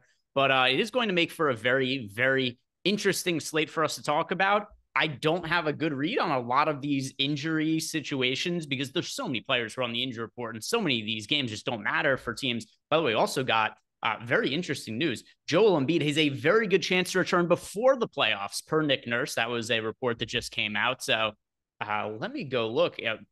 I was going to say, how did open you up the show with this? What are the futures odds on the Philadelphia 76ers? I thought about you immediately because you're normally the person who jumps at those opportunities. Obviously, I live with lag where I can't necessarily get that money down immediately. But like, I thought about you immediately. I for sure thought I was going to log on and have you tell me, oh, I just put $500 on, Philly to win the East at plus, 1,200 or some shit. Like, I mean, obviously, Joel Embiid back is ginormous. And also, Tobias Harris has been so bad without Embiid on the floor this season that, like, I think Tobias Harris will look better. I think Tyrese Maxey's just continued to get better. Like, this is obviously a Philadelphia team that now has had Joel Embiid on ice, so pretty exciting stuff. Doing it right now. Philadelphia 76ers are 20-1 to win the East on FanDuel. Super cool. The max bet is $25. All right, whatever. It's better than nothing, but it's a bet that can be placed. They are 37-1 win the NBA Finals. What's that, like a $15 max bet or something? Let's see. One time dealer. Oh, hang on. I got to turn my AC on. All right, so let's put some money on the Philadelphia 76ers. Yeah, I mean, 20-1 to win the East. I think those are pretty good odds. If we don't know what the health status is going to be of Joel Embiid, and it's good to know, though, that if he returns before the playoffs, I think there's a pretty good chance he's ramped up and he's like close to full minutes by the start of the playoffs, right? Well, think how many times he's been like tired out. Last year, he got tired out from trying to win an MVP and playing way too many minutes, him and Jokic going back and forth. And then come playoff time, when the games are getting more high octane, when everybody's playing their main dudes 40 plus minutes a night. And, you know, when you see officiating generally get a little bit different than what it is during the regular season, which I guess we could have a conversation about when the time comes. I mean, Joel Embiid just hasn't performed as well in some of those situations. So having a fully rested, you know, no mileage on the tires for the last couple of months, Joel Embiid, Philadelphia, if they're sitting there outside of the play-in tournament, which they surely are, that's a great opportunity to just go out and smash. Yeah, and I mean, just also 20-1 to win the East, like I checked. So DraftKings has already moved the line. FanDuel hasn't. They're a little slower with it, but still, I mean, 20-1 to win the East. I think those are reasonable odds because if I'm not mistaken, they have the third best odds to win the East prior to Joel Embiid getting hurt. Yep, that is for sure. All right, well, there we go. I'm excited about that. I'm glad that you were able to get some coin on it for us. I thought about you immediately. I thought for sure you were going to have that fired up already. I did. I just bet it. Good man. Good man. I'm posting it posted in our Discord channel as well. So there we go. All right. There's a little bit of fun information to start. As far as the injury report for today's games, there are so many players to look at here. So we have, luckily, well, I shouldn't say luckily. I'm kind of happy we don't have the final 2 games on the slate. It's so unnecessary considering the amount of players that are on the injury report and the amount of situations we have here. But Edwards, here are all the players who are questionable. Edwards, I mean, technically, I don't know why they still have him on the injury report with that finger injury. I guess they're going to rest him at some point, so they're just leaving him on the injury report kind of in perpetuity. But all the players are on the injury report for tonight. Edwards, Murray, AD, LeBron, Rudy Gobert, Cade Cunningham, Alex Caruso, Nesmith, Ivy, McConnell, Strus, Brandon Clark. He might be coming back. Those are the ones that really matter the most to me. Obviously, the stars at the top are the ones that are most pertinent. Are there any in particular situations you feel you have a really strong read on? Not that I have a strong read on, but I know the one that matters the most to me, DeJounte Murray by leaps and bounds. I do think, I guess the strong lean I would have would be Edwards playing basketball. So that's the one I'm the most confident in. It's a finger injury. If he had been ruled, I think they would have just ruled him out way, way earlier. There's no reason to have like a game time decision for a finger injury. So, Ant, I am pretty darn positive plays basketball, but as far as somebody that I think is the most impactful, you have Portland, Atlanta there. Oklahoma City, we have tons of spots in our lineups that are reserved for them already, so we'll be able to swap into anything that pops up there. But I mean, whatever happens with DeJounte Murray is going to change the complexion of my lineups in a pretty real way against Portland. Yeah. So if we go ahead and look at the injury report, the one for me, I'd be pretty surprised if AD plays. Just considering it was just an absurd amount of minutes he played last night. They're playing against the Memphis Grizzlies tonight. And the Grizzlies, you know, not necessarily the most difficult opponent in the world, but listen to the workload AD has had recently. So this is going to be the Lakers' 3rd game in the last 4 nights. And of course, they are playing on the tail end of a back-to-back on the road. They played a double overtime game last night. In these games, AD played 40 minutes a few days ago. Last night, he played 52 minutes in the double overtime game. This is just one of the more likely rest situations that I think you could possibly have on paper. 52 minutes, I would just be so surprised if they played him today. It seems it seems to be way overly risky, especially when it's not like the Lakers are making their way out of the play-in game. They're stuck in the play-in game at this point. Yeah, and you don't have to make any concessions in your lineups because of what we have right now with all of the value from Oklahoma City. So it's pretty easy to just say, hey, I'll be able to get to D'Angelo Russell and Austin Reeves. Do you have anything as far as like a read of what you want to do there? LeBron James, obviously 10-2 would become like the spend up you'd want to get to today. It's hard because I don't know if LeBron is going to play though. They said that earlier this morning, they said that he was expected to play. That was the wording. Still lists as questionable on the injury report. Like if I'm the Lakers and LeBron was good to play last, I do think what makes the most sense is you sit AD and you play LeBron today, but that's still under the assumption that LeBron is totally good to go. But yeah, LeBron clearly would look terrific should AD sit and he be in, and there's no kind of restrictions or anything like that. And then also, if you look at the overall slate, there aren't that many pay-up options, despite it's kind of weird that we don't have very many pay-up options, even though we have nearly every single team playing today. I mean, the player we have projected for the most fantasy points today is, DeJounte Murray is the player we have projected for the most fantasy points. Who would have thought that on a 10-game slate? So if I had to pick one guy, I guess it would be LeBron in the event AD doesn't play. Yeah, that's what I'm assuming. And then obviously you would just swap a lot of your OKC over to the Lakers in the event that both of them were out. But we shall see. We shall see. I do know that we're going to get something weird over the course of these 43 minutes on this show. And then for sure for an hour on playback afterwards, you and Josh hanging out for at least an hour afterwards.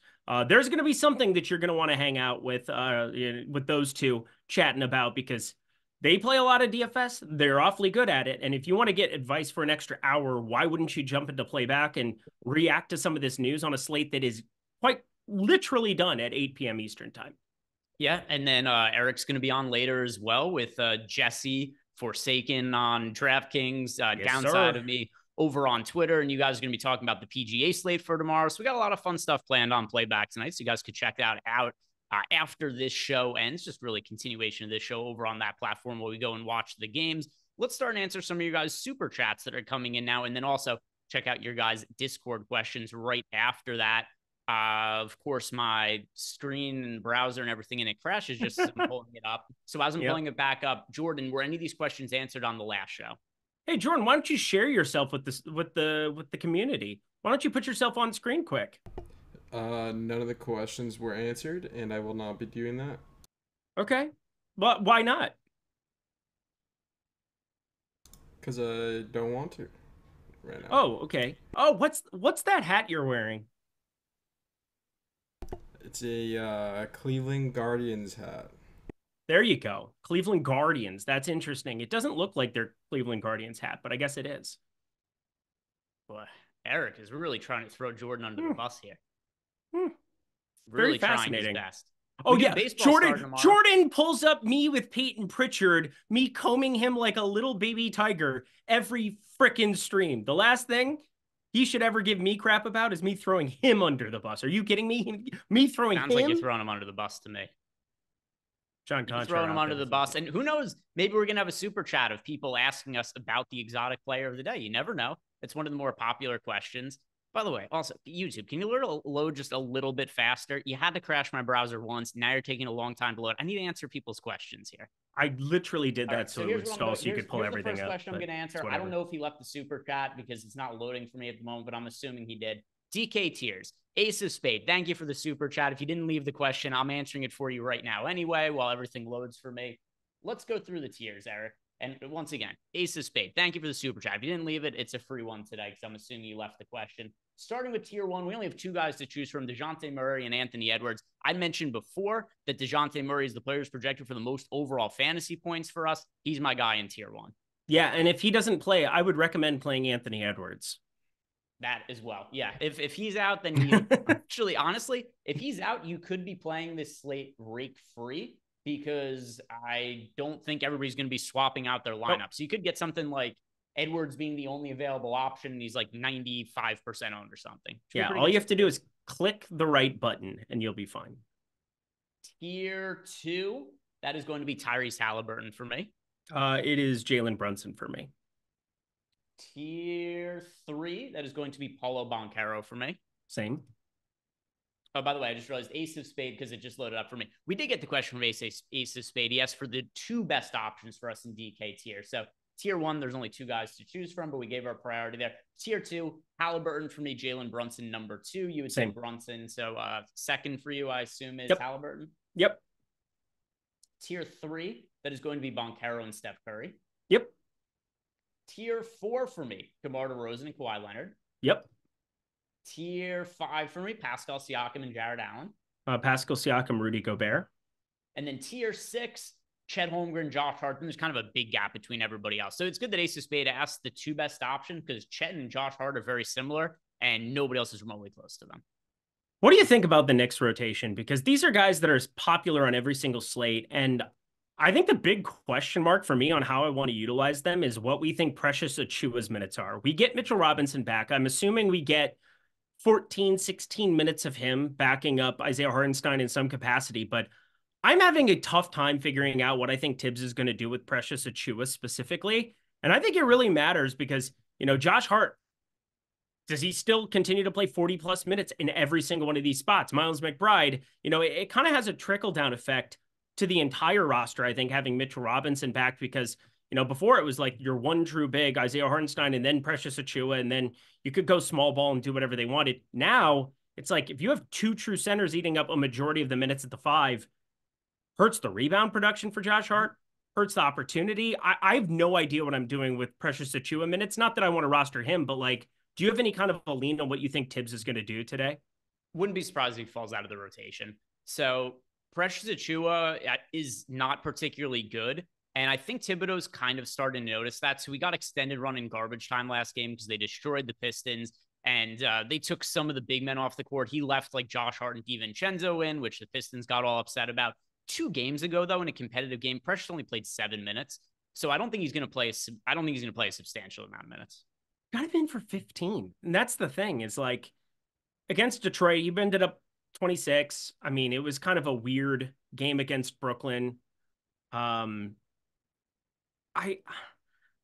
just don't know. It's really hard for me to look at Miles McBride and seeing 41 minutes for him and knowing that there's legitimate 48-minute upside and not get to some.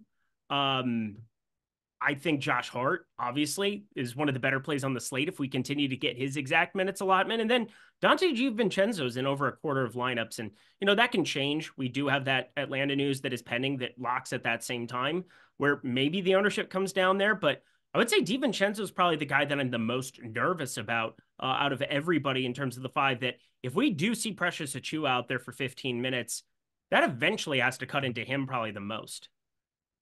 I mean, I just don't think we're going to see all that much of Precious Achiuwa. Also, I don't think Alec Burks or Bojan Bogdanovic need to be in the rotation either. The Knicks traded for Burks and Bogdanovic, and even when players were out, Thibodeau didn't really seem to have a lot of interest in playing them. I don't think either of them are going to be in the playoff rotation. Lord Bojan just wasting away in Margaritaville, looking for his lost shaker salt. It's so sad. Yeah, I mean, he's not great, but he should be in the Knicks rotation. But Thibodeau's just, he's set on the starters have to play 40 minutes every game. It's so dumb. So it's kind of how he manages. I think the most likely scenario is that Achiuwa plays a rotation in the first half, a rotation in the second half. I don't think he has to play though. Okay. Wouldn't be surprised if just the DNP coaches.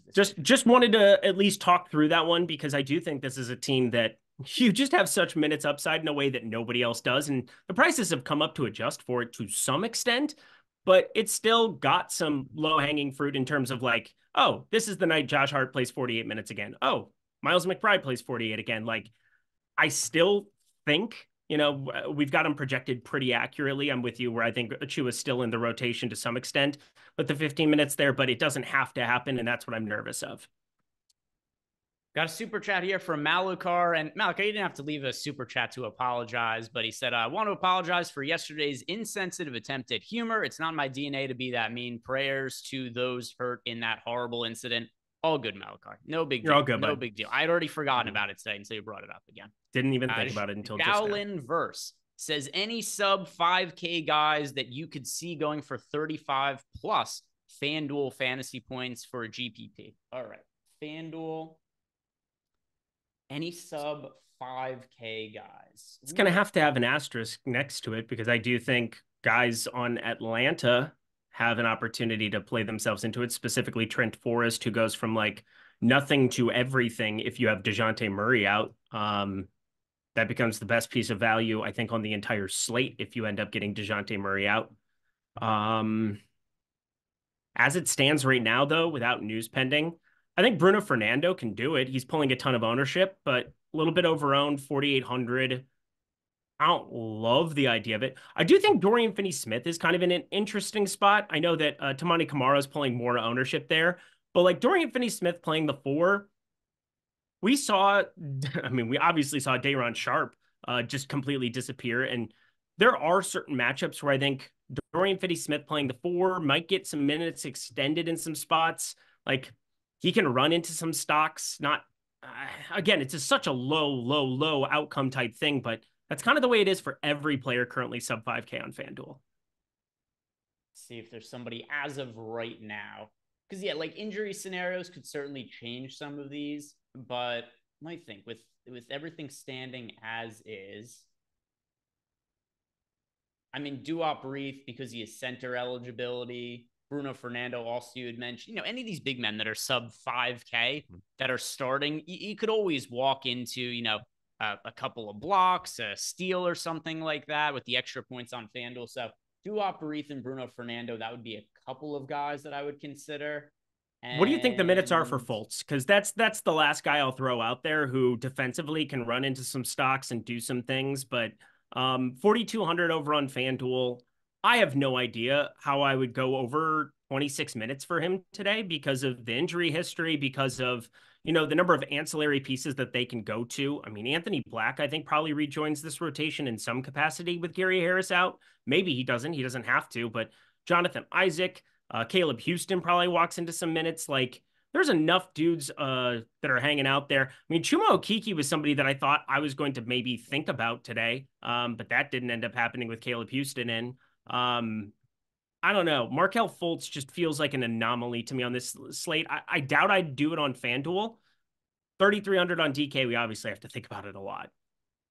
We also did get a bunch of injury report updates while we were answering the Ace of Spades super chat. Nothing that's going to really change our lineups. DeSoon moves in, Caruso's in. So, more important when the guys are ruled out than when they're ruled in because everything just kind of stays status quo. Strus, he's in. He is going to start. Brandon Clark making his season debut. Then Conchar and Williams are out. So those are the updates we have. None of that's going to change my lineups in any kind of way. How about for yourself?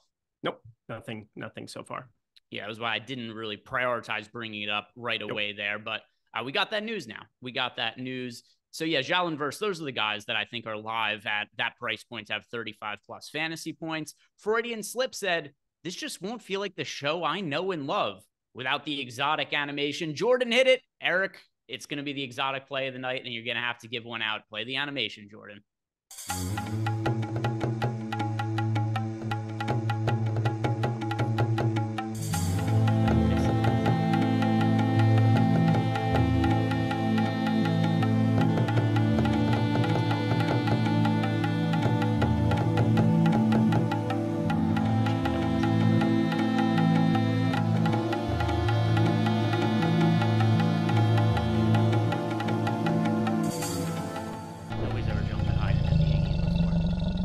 Exotic play of the night.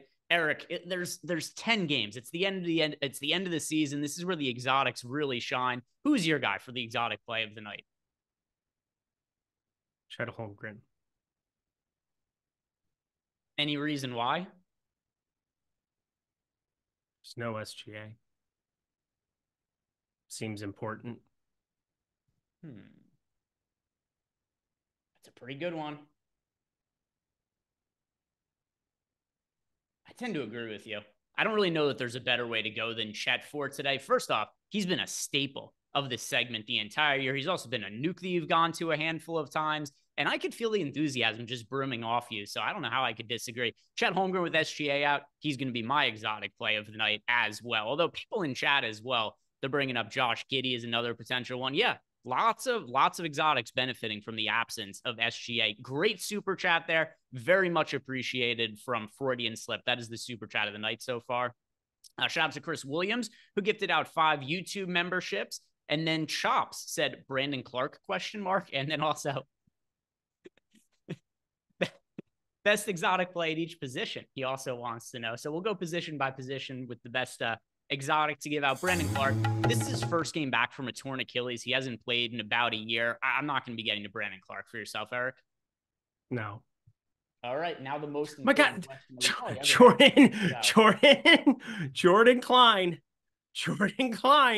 not again. Oh my God. Oh, I almost just went on full monkey tilt. Asked a question almost on full tilt. Oh, man, it's never been asked a question this important. What are we going with at point guard, Eric?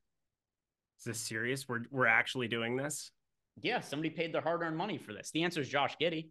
Yeah, it's Josh Giddey. And then shooting guard, probably Bogdanovich, regardless of the news. And then he'd become a Hulk Slam exotic play of the night in the event that you had DeJounte out. So that's cool.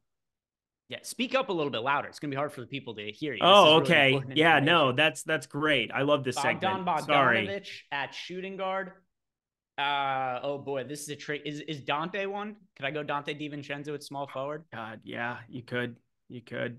These are actually some of my most rostered players at each position too. This is just the worst segment that there's ever been and ever will be. Yeah, disagree. Okay. Small forward, I'm going to go with Hart. Chet only has center eligibility. Sure does. Why do you enjoy this so much? Probably because of the pain it brings you. It's just such a weird segment. And then also, Santi Aldama is like 0.3% owned. I was just going by projection and like people that I know. I don't know. That's just the worst segment. It's so awkward. Corey Kispert has power forward eligibility now. I don't have one at power forward. Center, Chet Holmgren now. Chet Holmgren by a lot. All right. Another really strong super chat. You guys are bringing the heat tonight. So shout out to Chops for that one. And just because you guys are bringing the heat, I'll do it as well. We've got baseball season starting tomorrow. And I've been testing out our new tools for baseball, Eric, trying to, help everything get going, check it all out. They're super cool. Everything we have as far as our Sims package for baseball, I could not be more excited for it. I can't be more excited to use it and for you guys to check it out as well. So here's how you guys can get your foot in the door. Sign up below for any baseball package we have. We've got all of them below. You could click on that link and you're going to find links for all of our baseball packages. And in addition to that, if you sign up using the promo code, so the promo code for, by the way, we've got promo codes for both Odd Shopper and for DFS for baseball tomorrow. Promo code DINGER for MLB DFS. Any package you want to sign up for, your first payment, 30% off. So you want to sign up for a month, 30% off. You want to sign up for a week, also 30% off. You want to sign up for the lineup generator package, you get 30% off. You want to sign up for any of our Sims packages, 30%. You guys get the idea. Link below, promo code DINGER. If you're going to be playing baseball, now's the time to sign up while you get the 30% off code. And then also, if you want to check out Odd Shopper, if you're going to be betting on baseball and also all the other sports that we support over at Odd Shopper, promo code PLAYBALL, that's going to get you 50% off when you sign up for a month over at Odd Shopper. So lots of deals here for the opening of the baseball season. I'm super pumped for it. I'm going to be doing my first baseball show of the year because, why would I be doing them when there wasn't any baseball going on?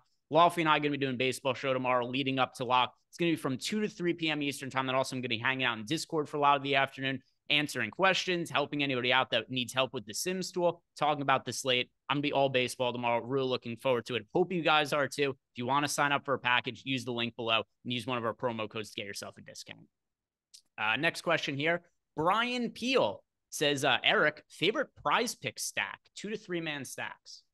Oh, so I mean, this is obviously one of the best parts about playing Pick'em and the opportunity to know that you have fixed payouts and then knowing that you have an opportunity to stack up the game and not get penalized for it the way you might with a single game parlay. So first off, I like where your head's at. And I like that you're asking a question where it's not just like, hey, give me your favorite prize picks plays and then giving them uncorrelated or, again, in basketball, it's not going to matter as much as it would in some other sports. I've done it more like game stacking for NFL, but I do think that if you're going to one spot where I think everybody is just a little bit underutilized right now, Bogdan Bogdanovic, DeAndre Hunter, those two specifically, 34 fantasy score and 30.5 fantasy score.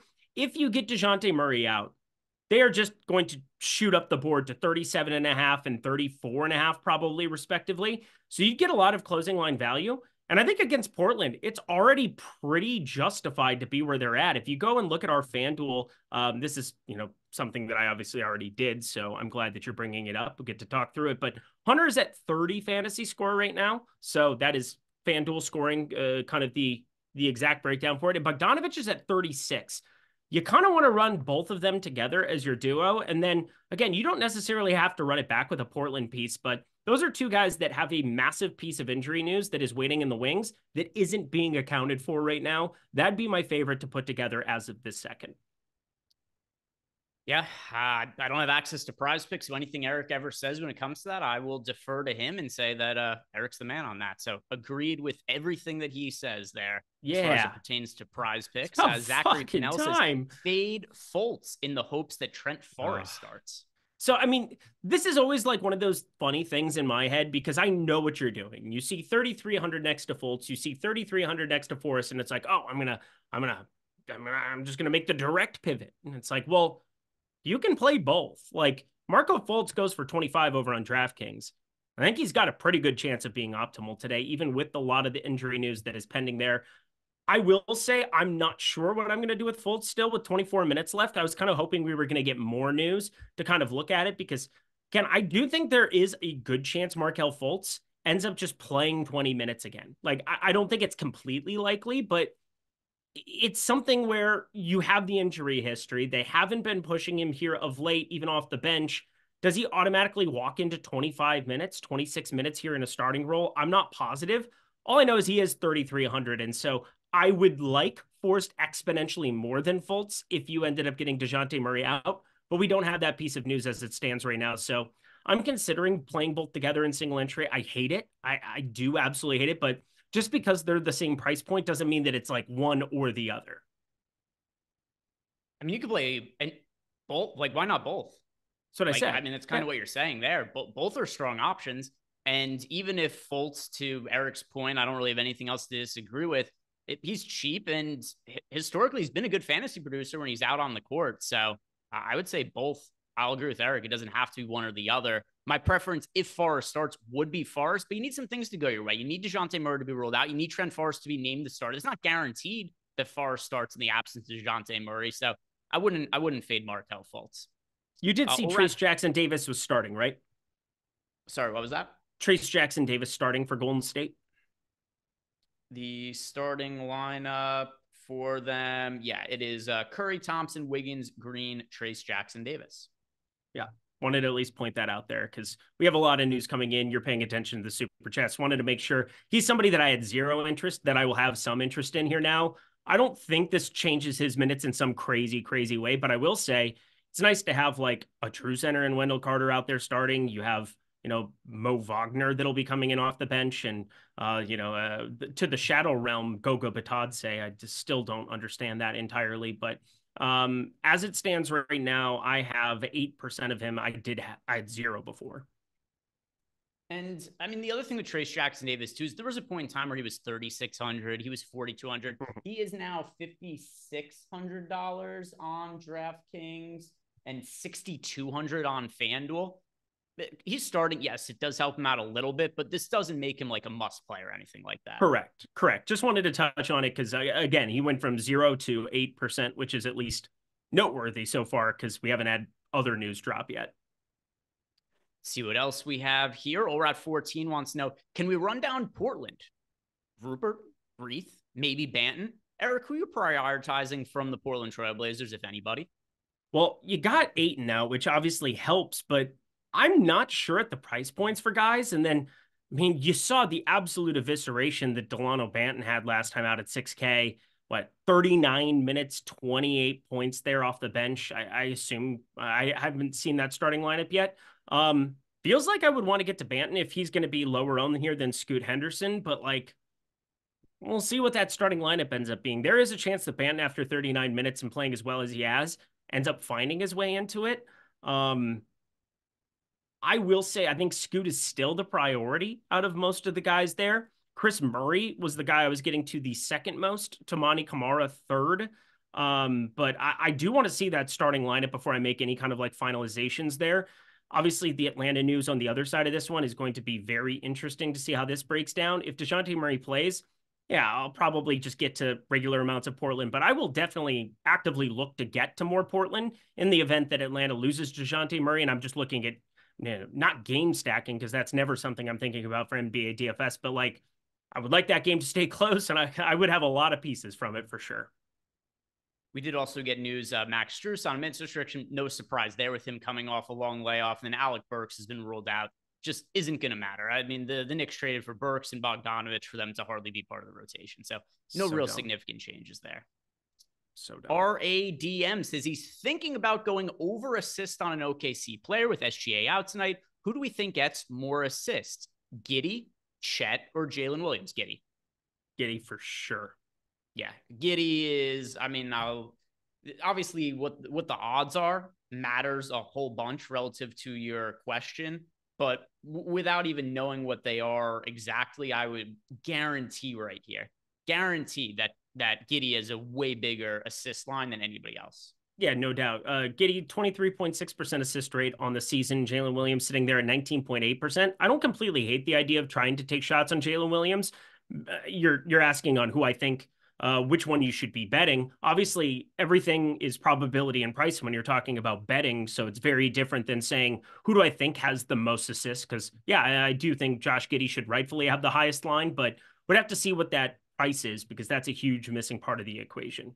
Yeah, actually, Jalen Williams and Giddey have the exact same assist line. It's 5.5 on both of them. Yeah, I was going to say it's going to slightly be Josh Giddey if you're only looking at betting one. At 5.5, if it's like prize picks, I would be going Giddey. If it's something where, there's a price attached to it, I'm guessing that Giddey is the one who's got the inflated number. So would be looking at Jalen Williams. See what we have for our next question. It is Toasted Biscuits wants to know, is Clark worth a look at the min on DK? Not for me. Yep. Somebody just said that we had Portland starters. I didn't see that come in. I wanted to double check. Again, so much news. There it is. Henderson, Rupert, Murray, Kamara, Reith. So exactly what was projected.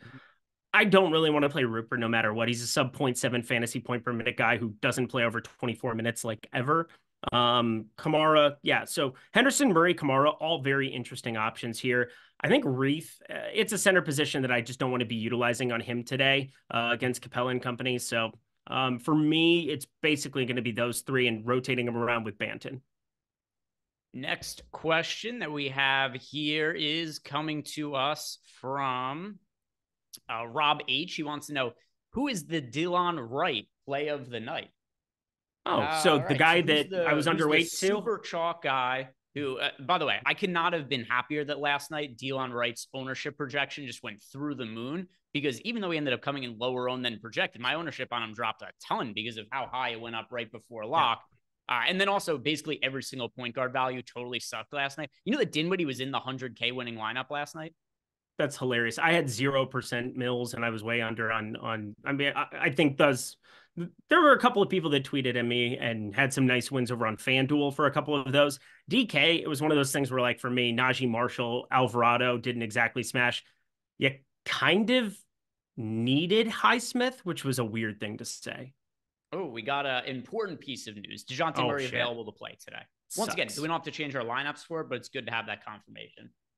Now I think Fultz became more interesting to me. Again, I know that they're at the same price point, and that's not why, but mainly I would have strongly preferred Forrest in the event that you had Fultz, in the event that you had DeJounte out. Now without him, I mean, I do feel more comfortable clicking on Fultz in single entry. The Delon Wright play of the night. Eric, who's the cheap player that's really popular that is going to just totally shit the bed? I'll tell you who I hope it is. Let me find out. I hope it is going to be Cason Wallace. No, not Cason Wallace. I actually have a pretty decent amount of him.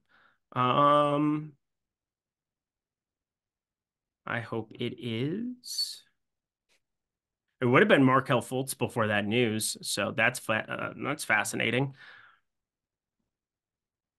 Jabari Walker.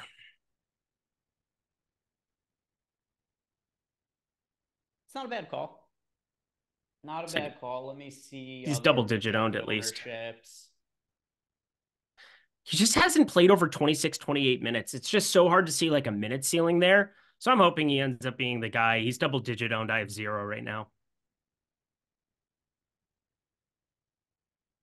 I think there's a little bit of a cap ceiling on Chris Murray.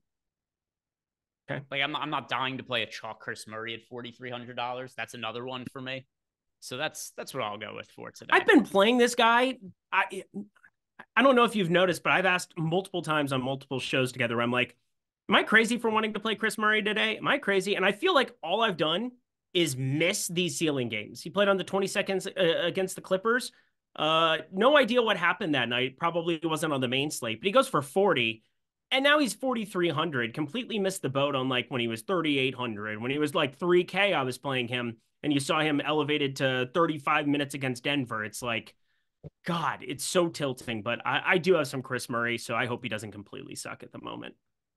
Chris Williams says tomorrow for the MLB show, will we be looking at the main slate or all the games? So we're looking at the main slate for today, for tomorrow, I should say, on the Live Before Lock show. Tomorrow, it's going to be Lofty and myself from 2 to 3 Eastern time, leading up to the FanDuel lock, and then DraftKings will be locking right after. So if people have a bunch of questions, I can hang on afterwards for that as well. But I think we'll be able to cover everything from the 2 to 3 block there. Luke Stone, best option for 5,700 and down at utility on DK. 5,700. Let's see, who's in that price range?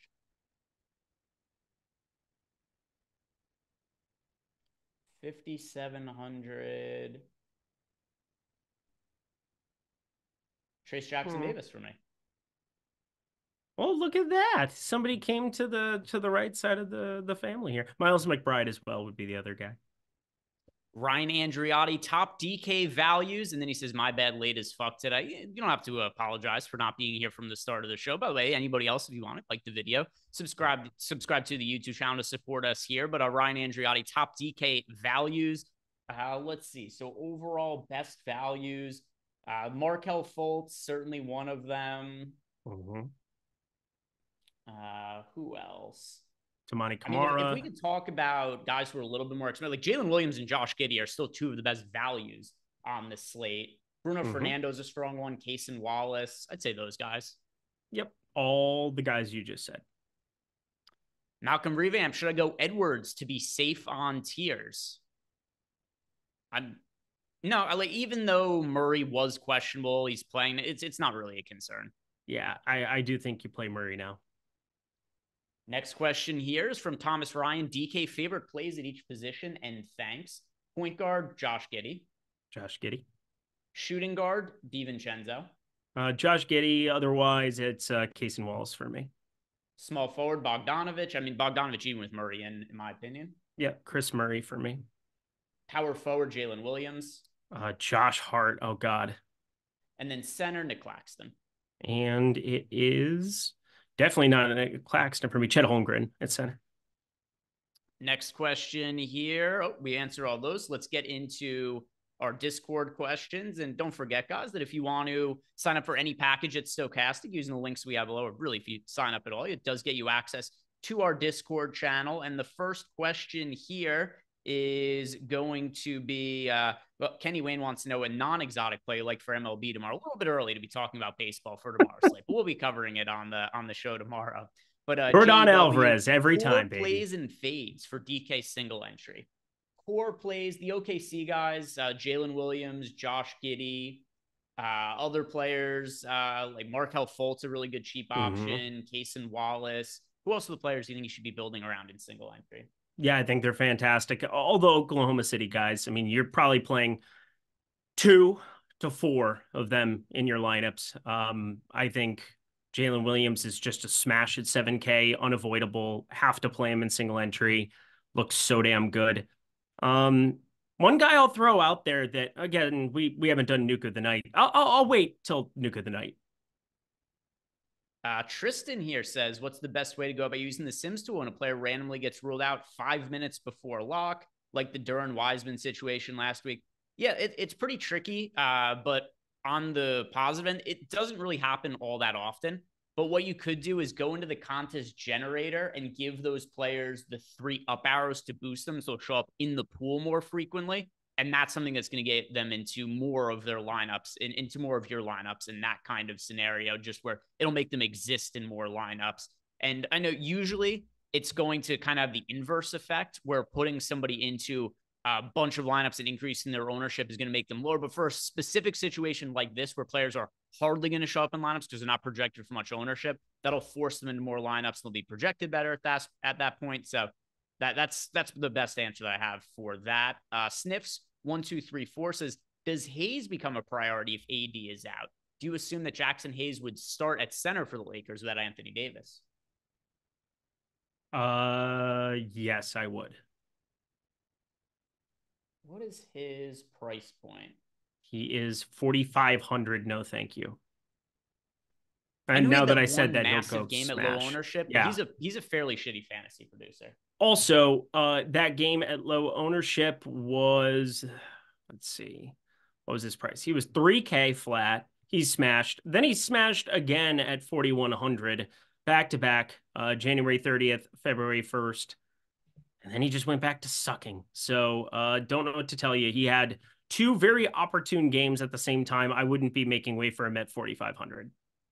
I see 50. Why no Rockets love? Prices too high prices. And then there's a lot of value on the slate. There's a lot. So keep like guys like Jalen Williams, Josh Giddey, Chet Holmgren. They're cheaper than the top guys on the Rockets and also projected comparably. There's also a bunch of value that's likely to open up later. So most of it's the price points, though. Like people have been really keen to play Jalen Green as of late. I get that he's been terrific. It's just a ceiling price point for me now, though. Perfect. Miami highlight for you, boosting any 8 p.m. players to plan for the late news. If so, who are you boosting? My favorite player to boost tonight is LeBron James. Yep, that's the only guy that I've boosted so far, so that's very ironic. The news that we are still waiting for that is going to be most important. Neesmith expected to play now, so don't have to worry about him. Okay. But the players that are still on the injury report, AD and Anthony Edwards and Gobert, I don't really take their injuries all that seriously. AD is questionable. I don't think he's going to play. I do think LeBron is going to play. Cade Cunningham also questionable, although surprisingly, well, maybe not all that surprisingly, I don't think I'm looking to jam anything from the Pistons if Cade sets. Nor am I. So, yeah, LeBron James. I think LeBron James is the guy you want to prioritize the most in the event that we don't end up having Anthony Davis on the slate. Next question here is from Hey, I'm Drew. Who are the cash game locks? Yeah, cash game locks, Markelle Fultz, Jalen Williams, Josh Giddey, Cason Wallace. Anybody else you would consider locks? Nope. I think those are, I mean, you're playing 3 or 4 OKC guys in cash. Welcome to today. Rico Rod wants to know top FanDuel plays by position. So on the FanDuel side of things, a little bit different. Point guard for me, that is Cason Wallace. Do FanDuel lineups spelled out? I do. Scoot Henderson for me. Cason Wallace. Shooting guard, Bogdanovich. Small forward, that is Jalen Williams. Power forward, LeBron James. DeAndre Hunter. And then center, Bruno Fernando. Rudy Gobert. So there we have it. Those are my favorite guys by each position over on FanDuel. Thank you for the question there, Rico Rod. And then Kyle B23 wants to know, is Embiid back too soon? So when he had the procedure, if I'm not mistaken, I think they said it was a 4 to 6 week timeline, and it's now been something like 8 weeks. So no, not really. If anything, it seems like it's more on the late side than the early side of the timeline. I'd agree. Yeah. So relative to the bet that I was placing before, 20-1 on the 76ers to win the Eastern Conference, it's just really long odds. And if we knew for sure right now that Embiid was totally healthy, they'd probably be like 8-1 to win the East, maybe even 6-1. Yep. The seeding plays a part in that, where they are in the standings, with the fact they might have to be going through the play-in game. Everybody just listen to Greg about futures. Listen to Greg about futures. He has a house that futures built. These are beautiful things. Yeah, Eric's seen the place. There's a lot of stats. I have. Yep. Lots of steps, lots of beds too. I think yeah, lots of beds. Yeah. We tested all of them out. Sure did. Sturdy. Sturdy. The look on Jordan's face. Deal with it, Let Jordan. me check to He see. loves All me right, more. We're all caught up. We're all caught up on those questions now. A little bit more into the AD situation. So we've made it clear LeBron is somebody we want to be getting to. Jackson Hayes, a little bit less so with what his price point is and the fact that he's just kind of a shitty fantasy producer. Who else from the Lakers, if AD sits, do you really want to be getting to? Not really a lot of people. I mean, I got a feeling I'd get to a little bit of Austin Reeves, a little bit of D'Angelo Russell, but I mean, D'Lo, you see the assist rate really bumped because no LeBron. You really see a lot of the benefits for both of those guys with no LeBron. You know, they don't necessarily have to get their scoring. It has to be a little bit more scoring centric for both of them with Anthony Davis. So I would be far less interested for them than the inverse. That's for sure. I think AD out doesn't matter as much as LeBron out, as weird as that sounds. Rui is one for me. Rui's Rui decent. is somebody who I'd want to get into lineups that I wouldn't be rostering if he was in. By the way, Mitchell Robinson confirmed in for today. Mitchell Robinson just back from the dead because he wasn't, there wasn't really any reports that he was nearing a return. Then all of a sudden today he was questionable and then he was in. I mean, Tom Thibodeau is the coach, but I still don't assume that we see any kind of significant minutes from Mitchell Robinson. No. Even Tom Thibodeau, I think, has his limits.